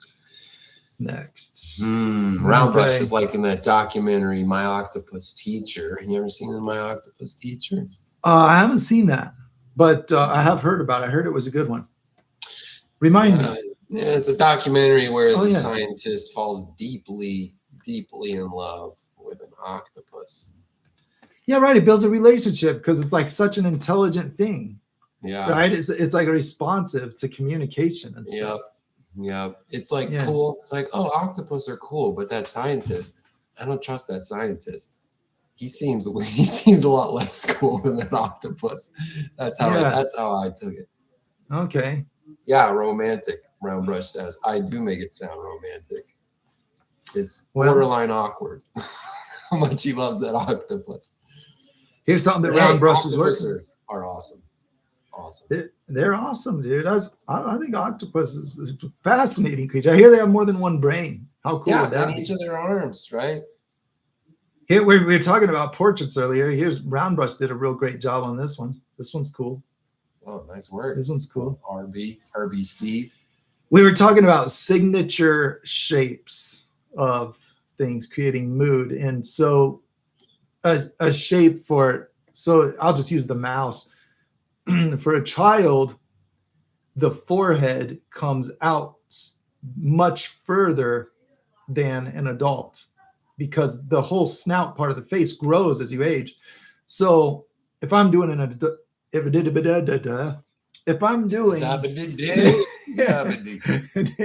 scat, man, that's my new hobby. Beat up. Yeah, I remember that song. Okay, we're gonna go to the colordriver.com, my very own homemade app, and I just want to show these two profiles. I'm not gonna mess with Steve's picture, but I just want to show how we can put a hang on a minute. Let me get this window off of there. And so I'm going to go on this screen and do a child profile. Big forehead, okay. Eyes go in. Eye socket is not deep. Nose, small. Mouth. I'm exaggerating it so we really get the point. Bring the chin in. Don't bring it out far. Don't make it down low. Okay, it's exaggerated, but you can see instantly that profile does not look like a grown man. And it really doesn't even look a lot like a grown woman. It's got the big forehead. And that is God's gift to children that fall on their face so their nose doesn't get crushed. That's all that. Okay. Okay. Genius. Yeah. Okay. So as a person ages, so these are just helpful shapes to know. As a person ages, that forehead is not as far out in comparison. Eye socket goes deeper. Now, what's really happened is this snout part of the face has gotten longer. Chin goes out, chin gets lower. Now we have 15-year-old boy, 12-year-old boy, I don't know. See, deep in the eye socket. So what happens is eyebrow ridges grow. So this part grows here. And he's got attitude. He's got attitude now. Starting to think maybe it knows how the world works. Yeah.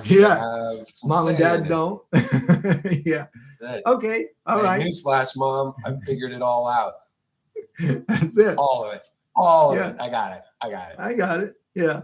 Okay. Totally relatable. Been there. Okay. I'm going to go up, move this window over. So now we're going to go to the left here. And we're going to age it some more. Now we're going to make the forehead smaller. eyebrow ridge bigger, deeper. And out No. goes the nose some more. Well, hold on. I got to do over. My line got a little off. Okay, that's it. See, now we're making it more like me. Okay, eye socket, nose goes out. Okay, mouth, and we got to make sure that chin gets down there. We got to get down there. There. See? Grows out, the snout gets bigger, you know, that whole thing grows out further. Now, individuals have different profiles, like the lips might be further out than the eyes, or the eye, you know, like if a person is Greek, you might have a profile that's a little more like this, you know. Okay. Sorry for making fun of you. Yeah, Greek, this is very interesting, though, to see the profile, the simplicity of the profile shape change.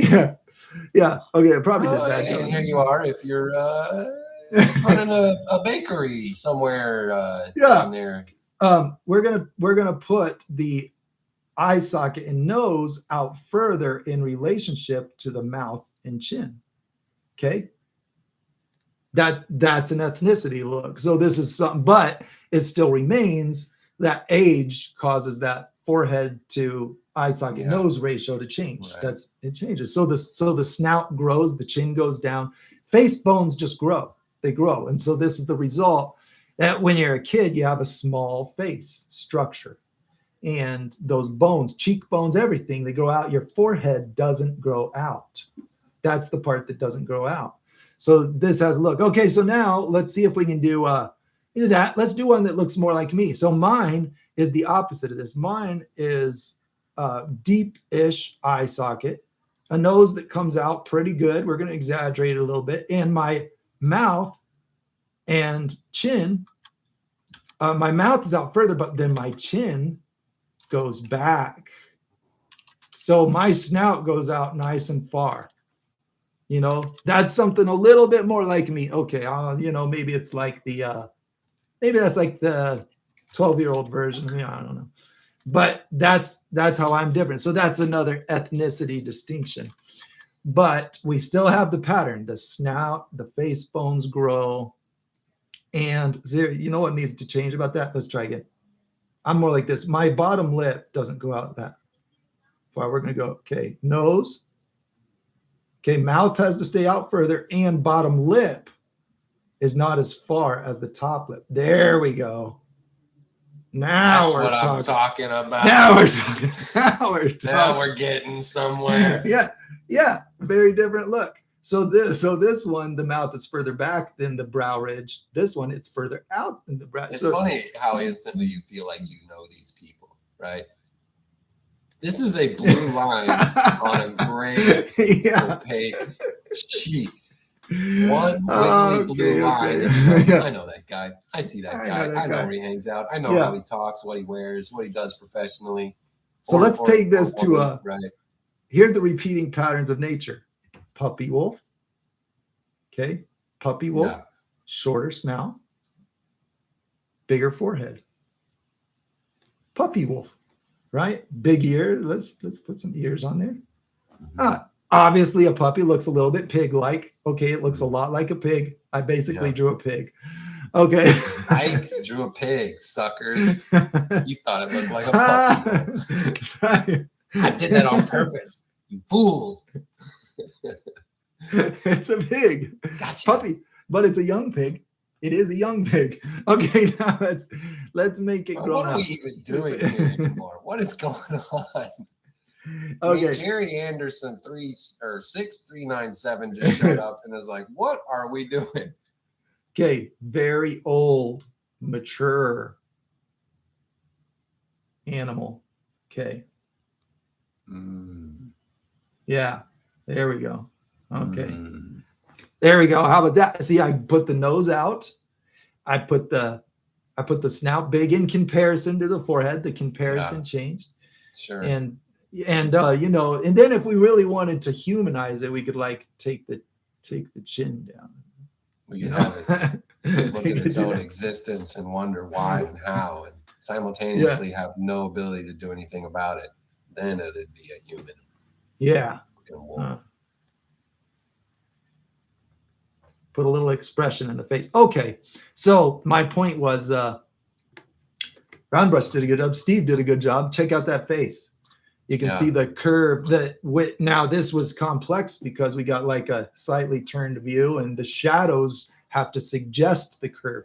That what's light and what's dark has to suggest the curve of that, but you captured it. It's well done. Yeah.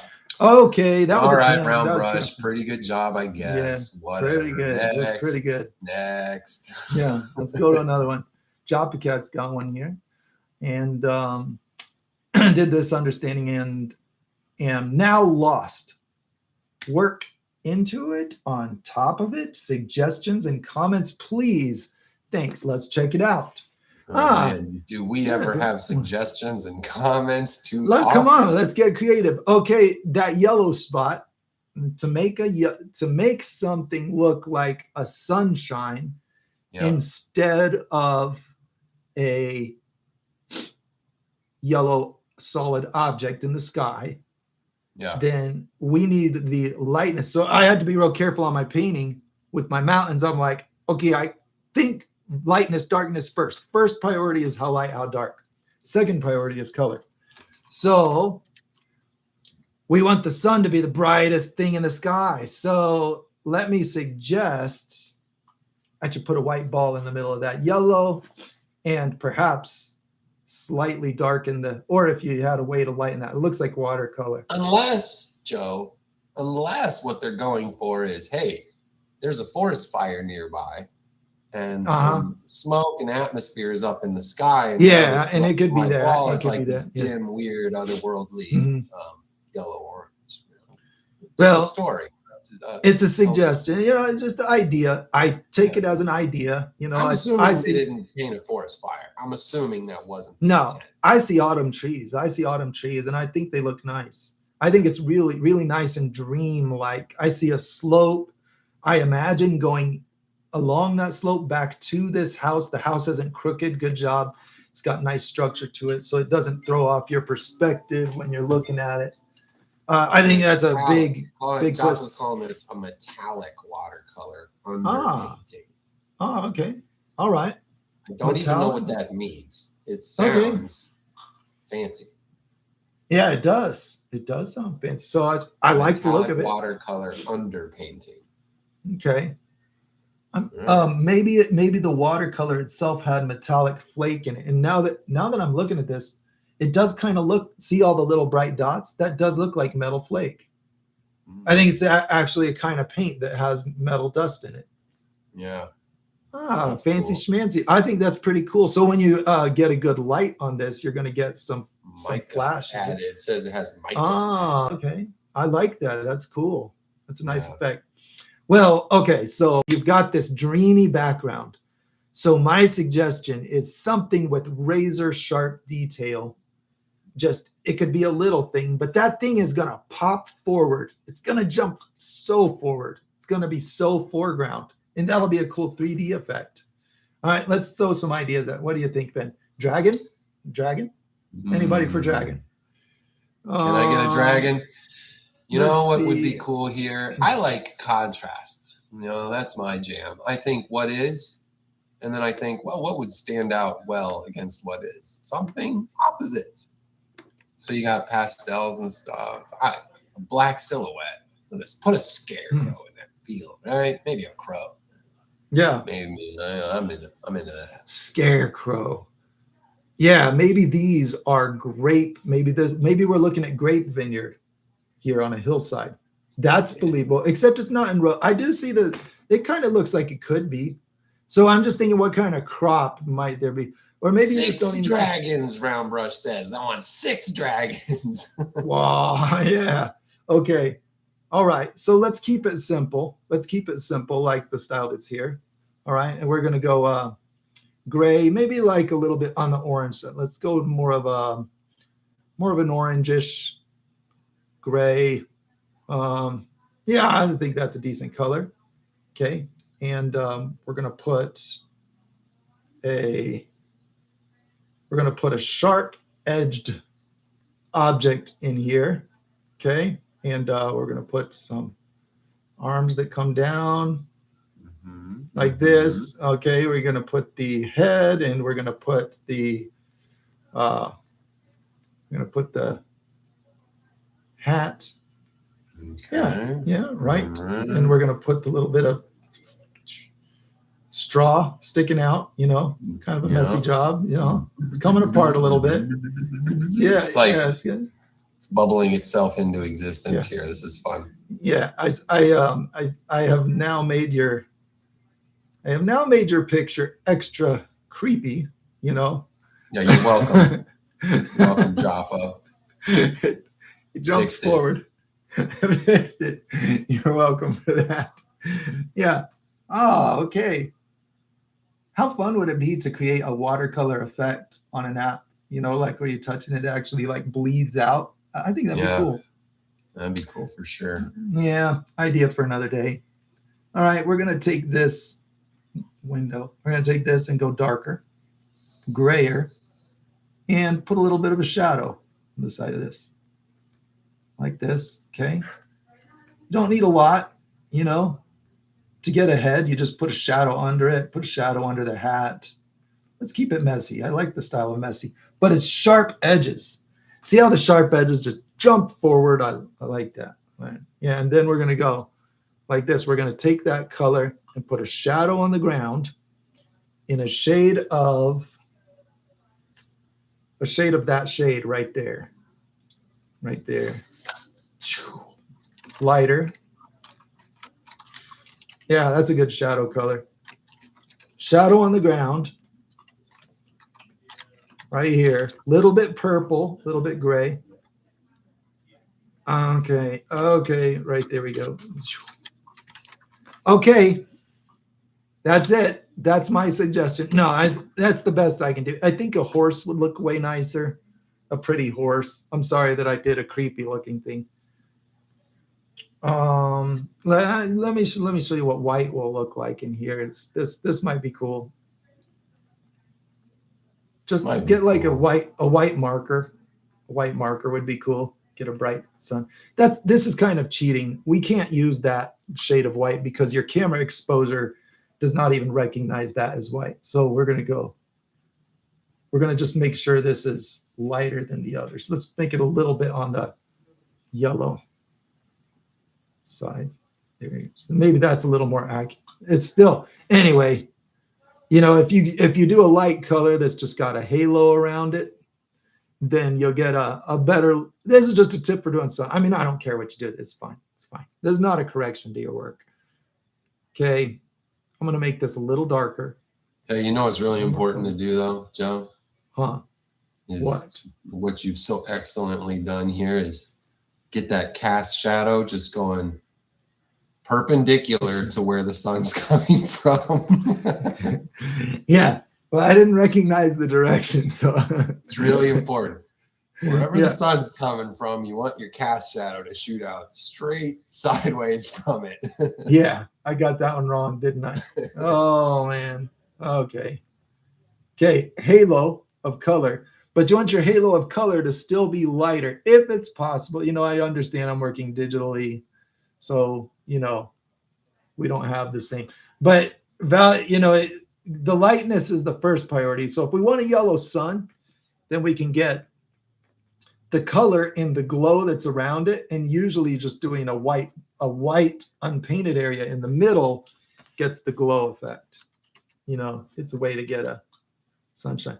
Yeah, so that shadow's dead wrong for where the sun is. But I don't know if it's a sun. You might have been painting a different kind of round yellow thing in the sky. Only now does it really say glowy object, right? So now I think it's become the indicator of where shadows might fall, because it's definitely glowy.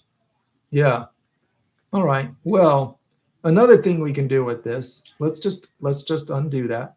Okay. Now, here we go. Back to square one. Let's think a little more practically about this. All right, we screwed that all up. Yeah. Let's go. Let's back it up and try and parallel park this beast again, shall we? Yeah, come on, gray, little bit of purple, mostly gray. Okay. And we're going to make, oh, that's the smear tool. Wrong tool. Okay.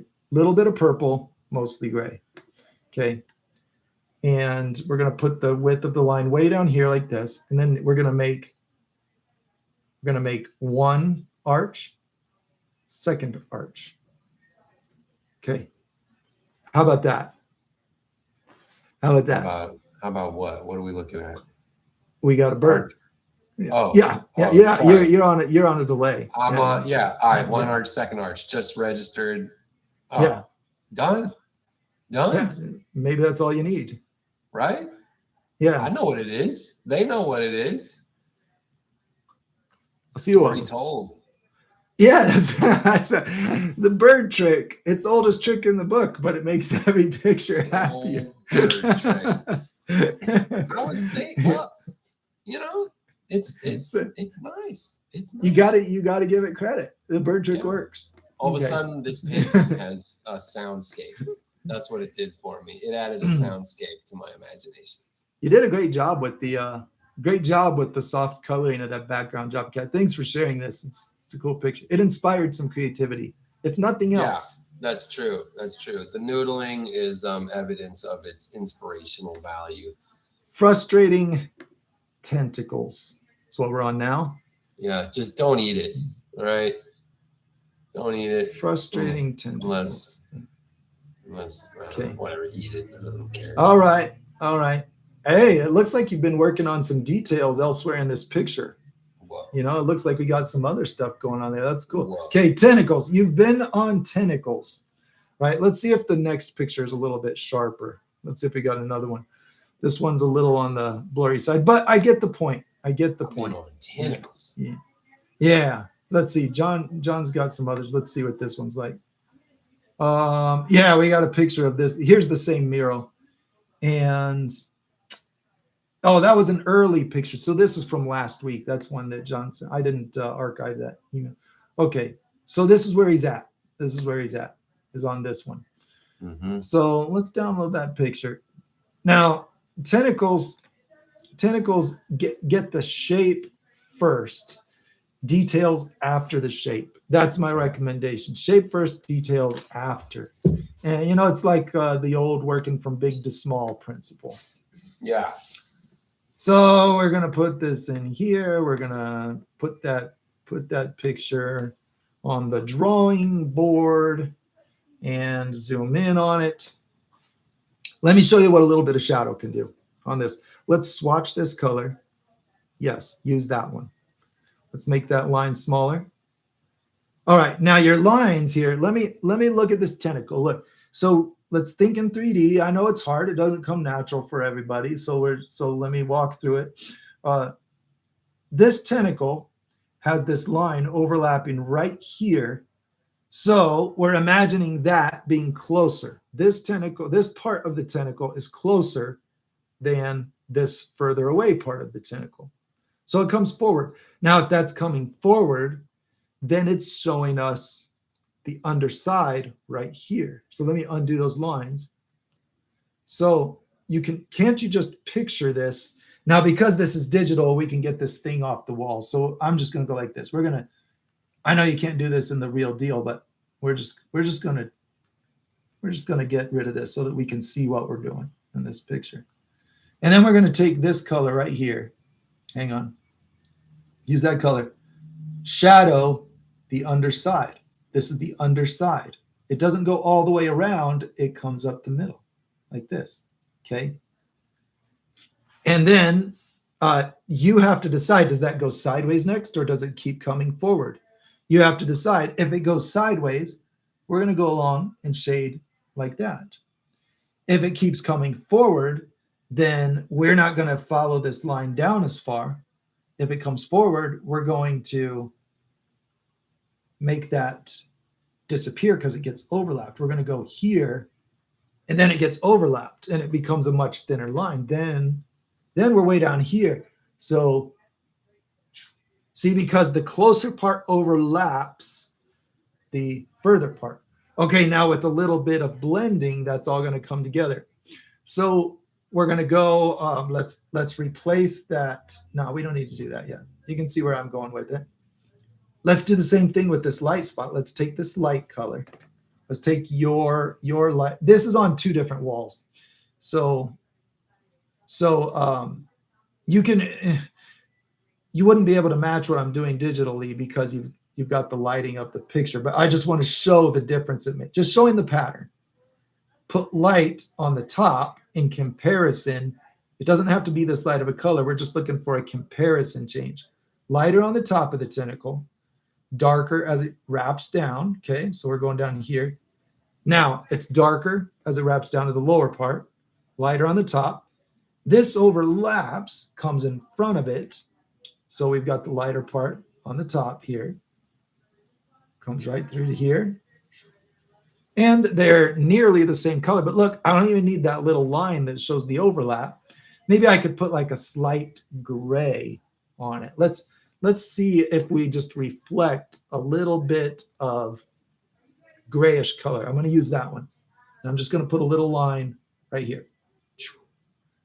Just a little bit, because all it is a little bit of reflection on an edge. There we go. Now that tentacle is coming toward us because of where I put the light and shadows.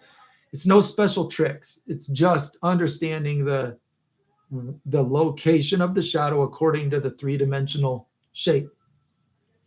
Now, I feel like I want to see this tentacle be a little bit fatter because it's closer. This is getting closer, closer, closer. So let's keep it fatter. Like this. Okay. It pays off to think through the 3D shapes. On paper, you can sketch with the pencil. Okay, then we go here. Let's just make that the underside. Let's say that little bit of purple on the end is the underside of the tentacle. There. See, that tentacle comes forward. And if we blur those zones now, blend. Let's grab that blend tool. Now I'm going to, whoops, don't do that. We're going to make the blender tool a little bit smaller. Okay. Go right here, blend that, blend this. I'm going to go around this stroke like this, like this. Sounds like I lost Ben there. Better check it. Oh, he's just got it muted. I see it's muted. I see it's muted. Maybe I muted you by accident. Hang on. Hang on a second. Hang on. Let's go over here. And here. Let's. We got no Ben on the call. He's gone. He's gone. It's just me on this call. Let's see. Let's see if we can add somebody here. Oh, we lost him. Maybe he just had to go. Just do. I don't know how to add someone on to it, so we'll do that in a little bit. We'll do that in a minute. He's back on. He had the link. There he is. Okay. We're going to go to my color app. Sorry about that, Ben. If you're listening to me trying to get through, I apologize. Apologize that I lost you. Okay, John. This is how you do it. This is how you do that octopus arm. Now we blend it and it's in 3D. Okay, we can do the same thing with another one. Let's do one more. Let's do one more to establish some confidence. Lighter on the top, darker on the bottom, and then aware of where the bottom and the top are, depending on. Hey, I'm back. Check it out. He's here. Okay, did we lose? Did we lose? Was that my fault? No, it doesn't matter. Okay. But hey, I bumped a button. With that said, I do have to check out, guys. He has to go. He has to go. I have to go. I have to go too. I also have to. I think that it has been an honor to spend the morning with you guys. All right, nice. No, you don't have to go. I have to go. You're not leaving me. I'm leaving you. No. I am leaving you. All right, whatever. Okay, there we go. We tinkered with the tentacles. We tinker with them. All I need is a little bit of strategic shading. Little bit of strategic shading. That's all. Yeah. Let's go out. I'm going to finish this up. Thanks for your help, Ben. Thanks. Thanks a lot. Of course. Appreciate you, man. Adios, amigos. Okay. Thanks a lot. See you. All right. Raymond has a cool picture. Self-portrait. I see. Very nice picture from Raymond. I like the hard lines. Good expression. Check it out. Large chin, showing that we have a grown adult here. Close together eyes, showing we don't care about lifelike ratios on eyes in a cartoon, which is cool because knowing how to break the rules is even more valuable. So it's good. This is a great caricature. Great looking caricature. I like this. So full of expression. And I like your line work. Very clever line work here. The cross hatching fits in just perfectly. Very nice. It was really good, Raymond. Now, let me make sure I'm not missing a message. This is just a share. This is just a show and tell. Yeah, just a show and tell. I'm not missing a message here. Yeah, excellent work. Excellent line work. Very good. And I like the twinkles. Wow. Bright, shiny, happy face, twinkling with creativity and ideas. Very nice. Very good piece. You know, that really is an art form, knowing how to break the rules. Caricaturization is all about going too far to the extent that you still can see what's important to be seen. Very well done. Okay, we're going to go to the next one in here. Looks like we got one at 3:40 a.m. We got my latest piece. Your thoughts? I was just seeing if it was there from last week. This was sent early this morning, and it's beautiful. Look at that. Very cool. I like that. Okay, I'm going to tell you what I think. I really love the lighting. Beautiful lighting. The little bit of a blue cast on the edges. So well done. I talk about this a lot, how nice edge lighting looks. And on this black fur, that little bit, it's kind of like a blue sky, a big blue sky reflecting a little bit off of that dark black fur. It would reflect off everything, but you just don't see it as much on the light colors. That's done very nicely. So it can help to, that whole skull structure thing I was doing with faces. It's helpful with animals. It's helpful with people. It's a helpful thing. So getting the larger shapes of the skull structure. So these bears are very cute. I think that I think it's possible. I'm not an expert on the anatomy, but I think it's possible that the width of the snout, in comparison to the width of the head, could be adjusted so that these have the more bear-like proportions, where they have the skinnier snout and the larger circle head. So it's the ratio. It's the ratio of snout compared to eyes. That ratio always makes a big visual difference. And it's unique for different, I'm not going to tell you what it is. It's unique for different creatures, but examine the snout size to eye size ratio on every creature, and you'll be happy with the things that you find when you do that. These are super cute bears. You did an excellent job. I like the big old mama bear there on the side. My wife just saw these. She was in Vancouver Island, and she came back with the fun little video of bears that she saw. It's just such a beautiful place. It was such a cool thing that she saw. Thanks for sharing that, Stuart. Great work. Now we have, this one was sent on June 3rd. This was a little while back. And Liam, this one's not sharing a picture. So this is actually, you've already built an audience. The question is, how many markets are paying for that content? I'm Liam from Air Media Tech. Man, you wouldn't believe how many of those emails I get. Very important message, a very, very important message.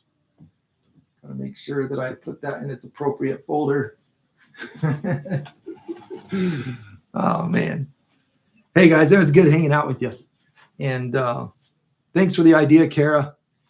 Kara came up with this whole idea, gave us the great description. So she says she's going to paint it as well, and we're going to compare. That's the idea. I don't know if I'm going to be able to finish this one. I don't know. We'll see how it comes out.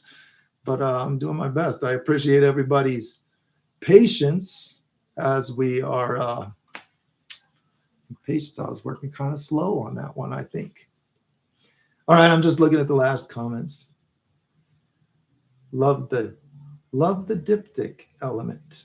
Ah, that's a good compliment. Choppy Cat says it's got the diptych feel. Diptych when you divide something into two pieces. That's cool. I didn't think of that. All right. I'm going to stop killing time. Everybody enjoy your weekend. If you ever feel so inclined to give me a tip, a couple of bucks, buymeacoffee.com is where you can do it. And please don't give a lot. It's not for that. I'm not trying to fundraise. But if you're that kind of person that's like, hey, I really like what you're doing and you want to give me a money tip, you can go to buymeacoffee.com/MuralJoe and you'll see it there. And I just appreciate you watching and hanging out so much, regardless of that. I'm just glad that you're here. Okay, thanks, everybody. Have a good weekend. We'll see you on the next one.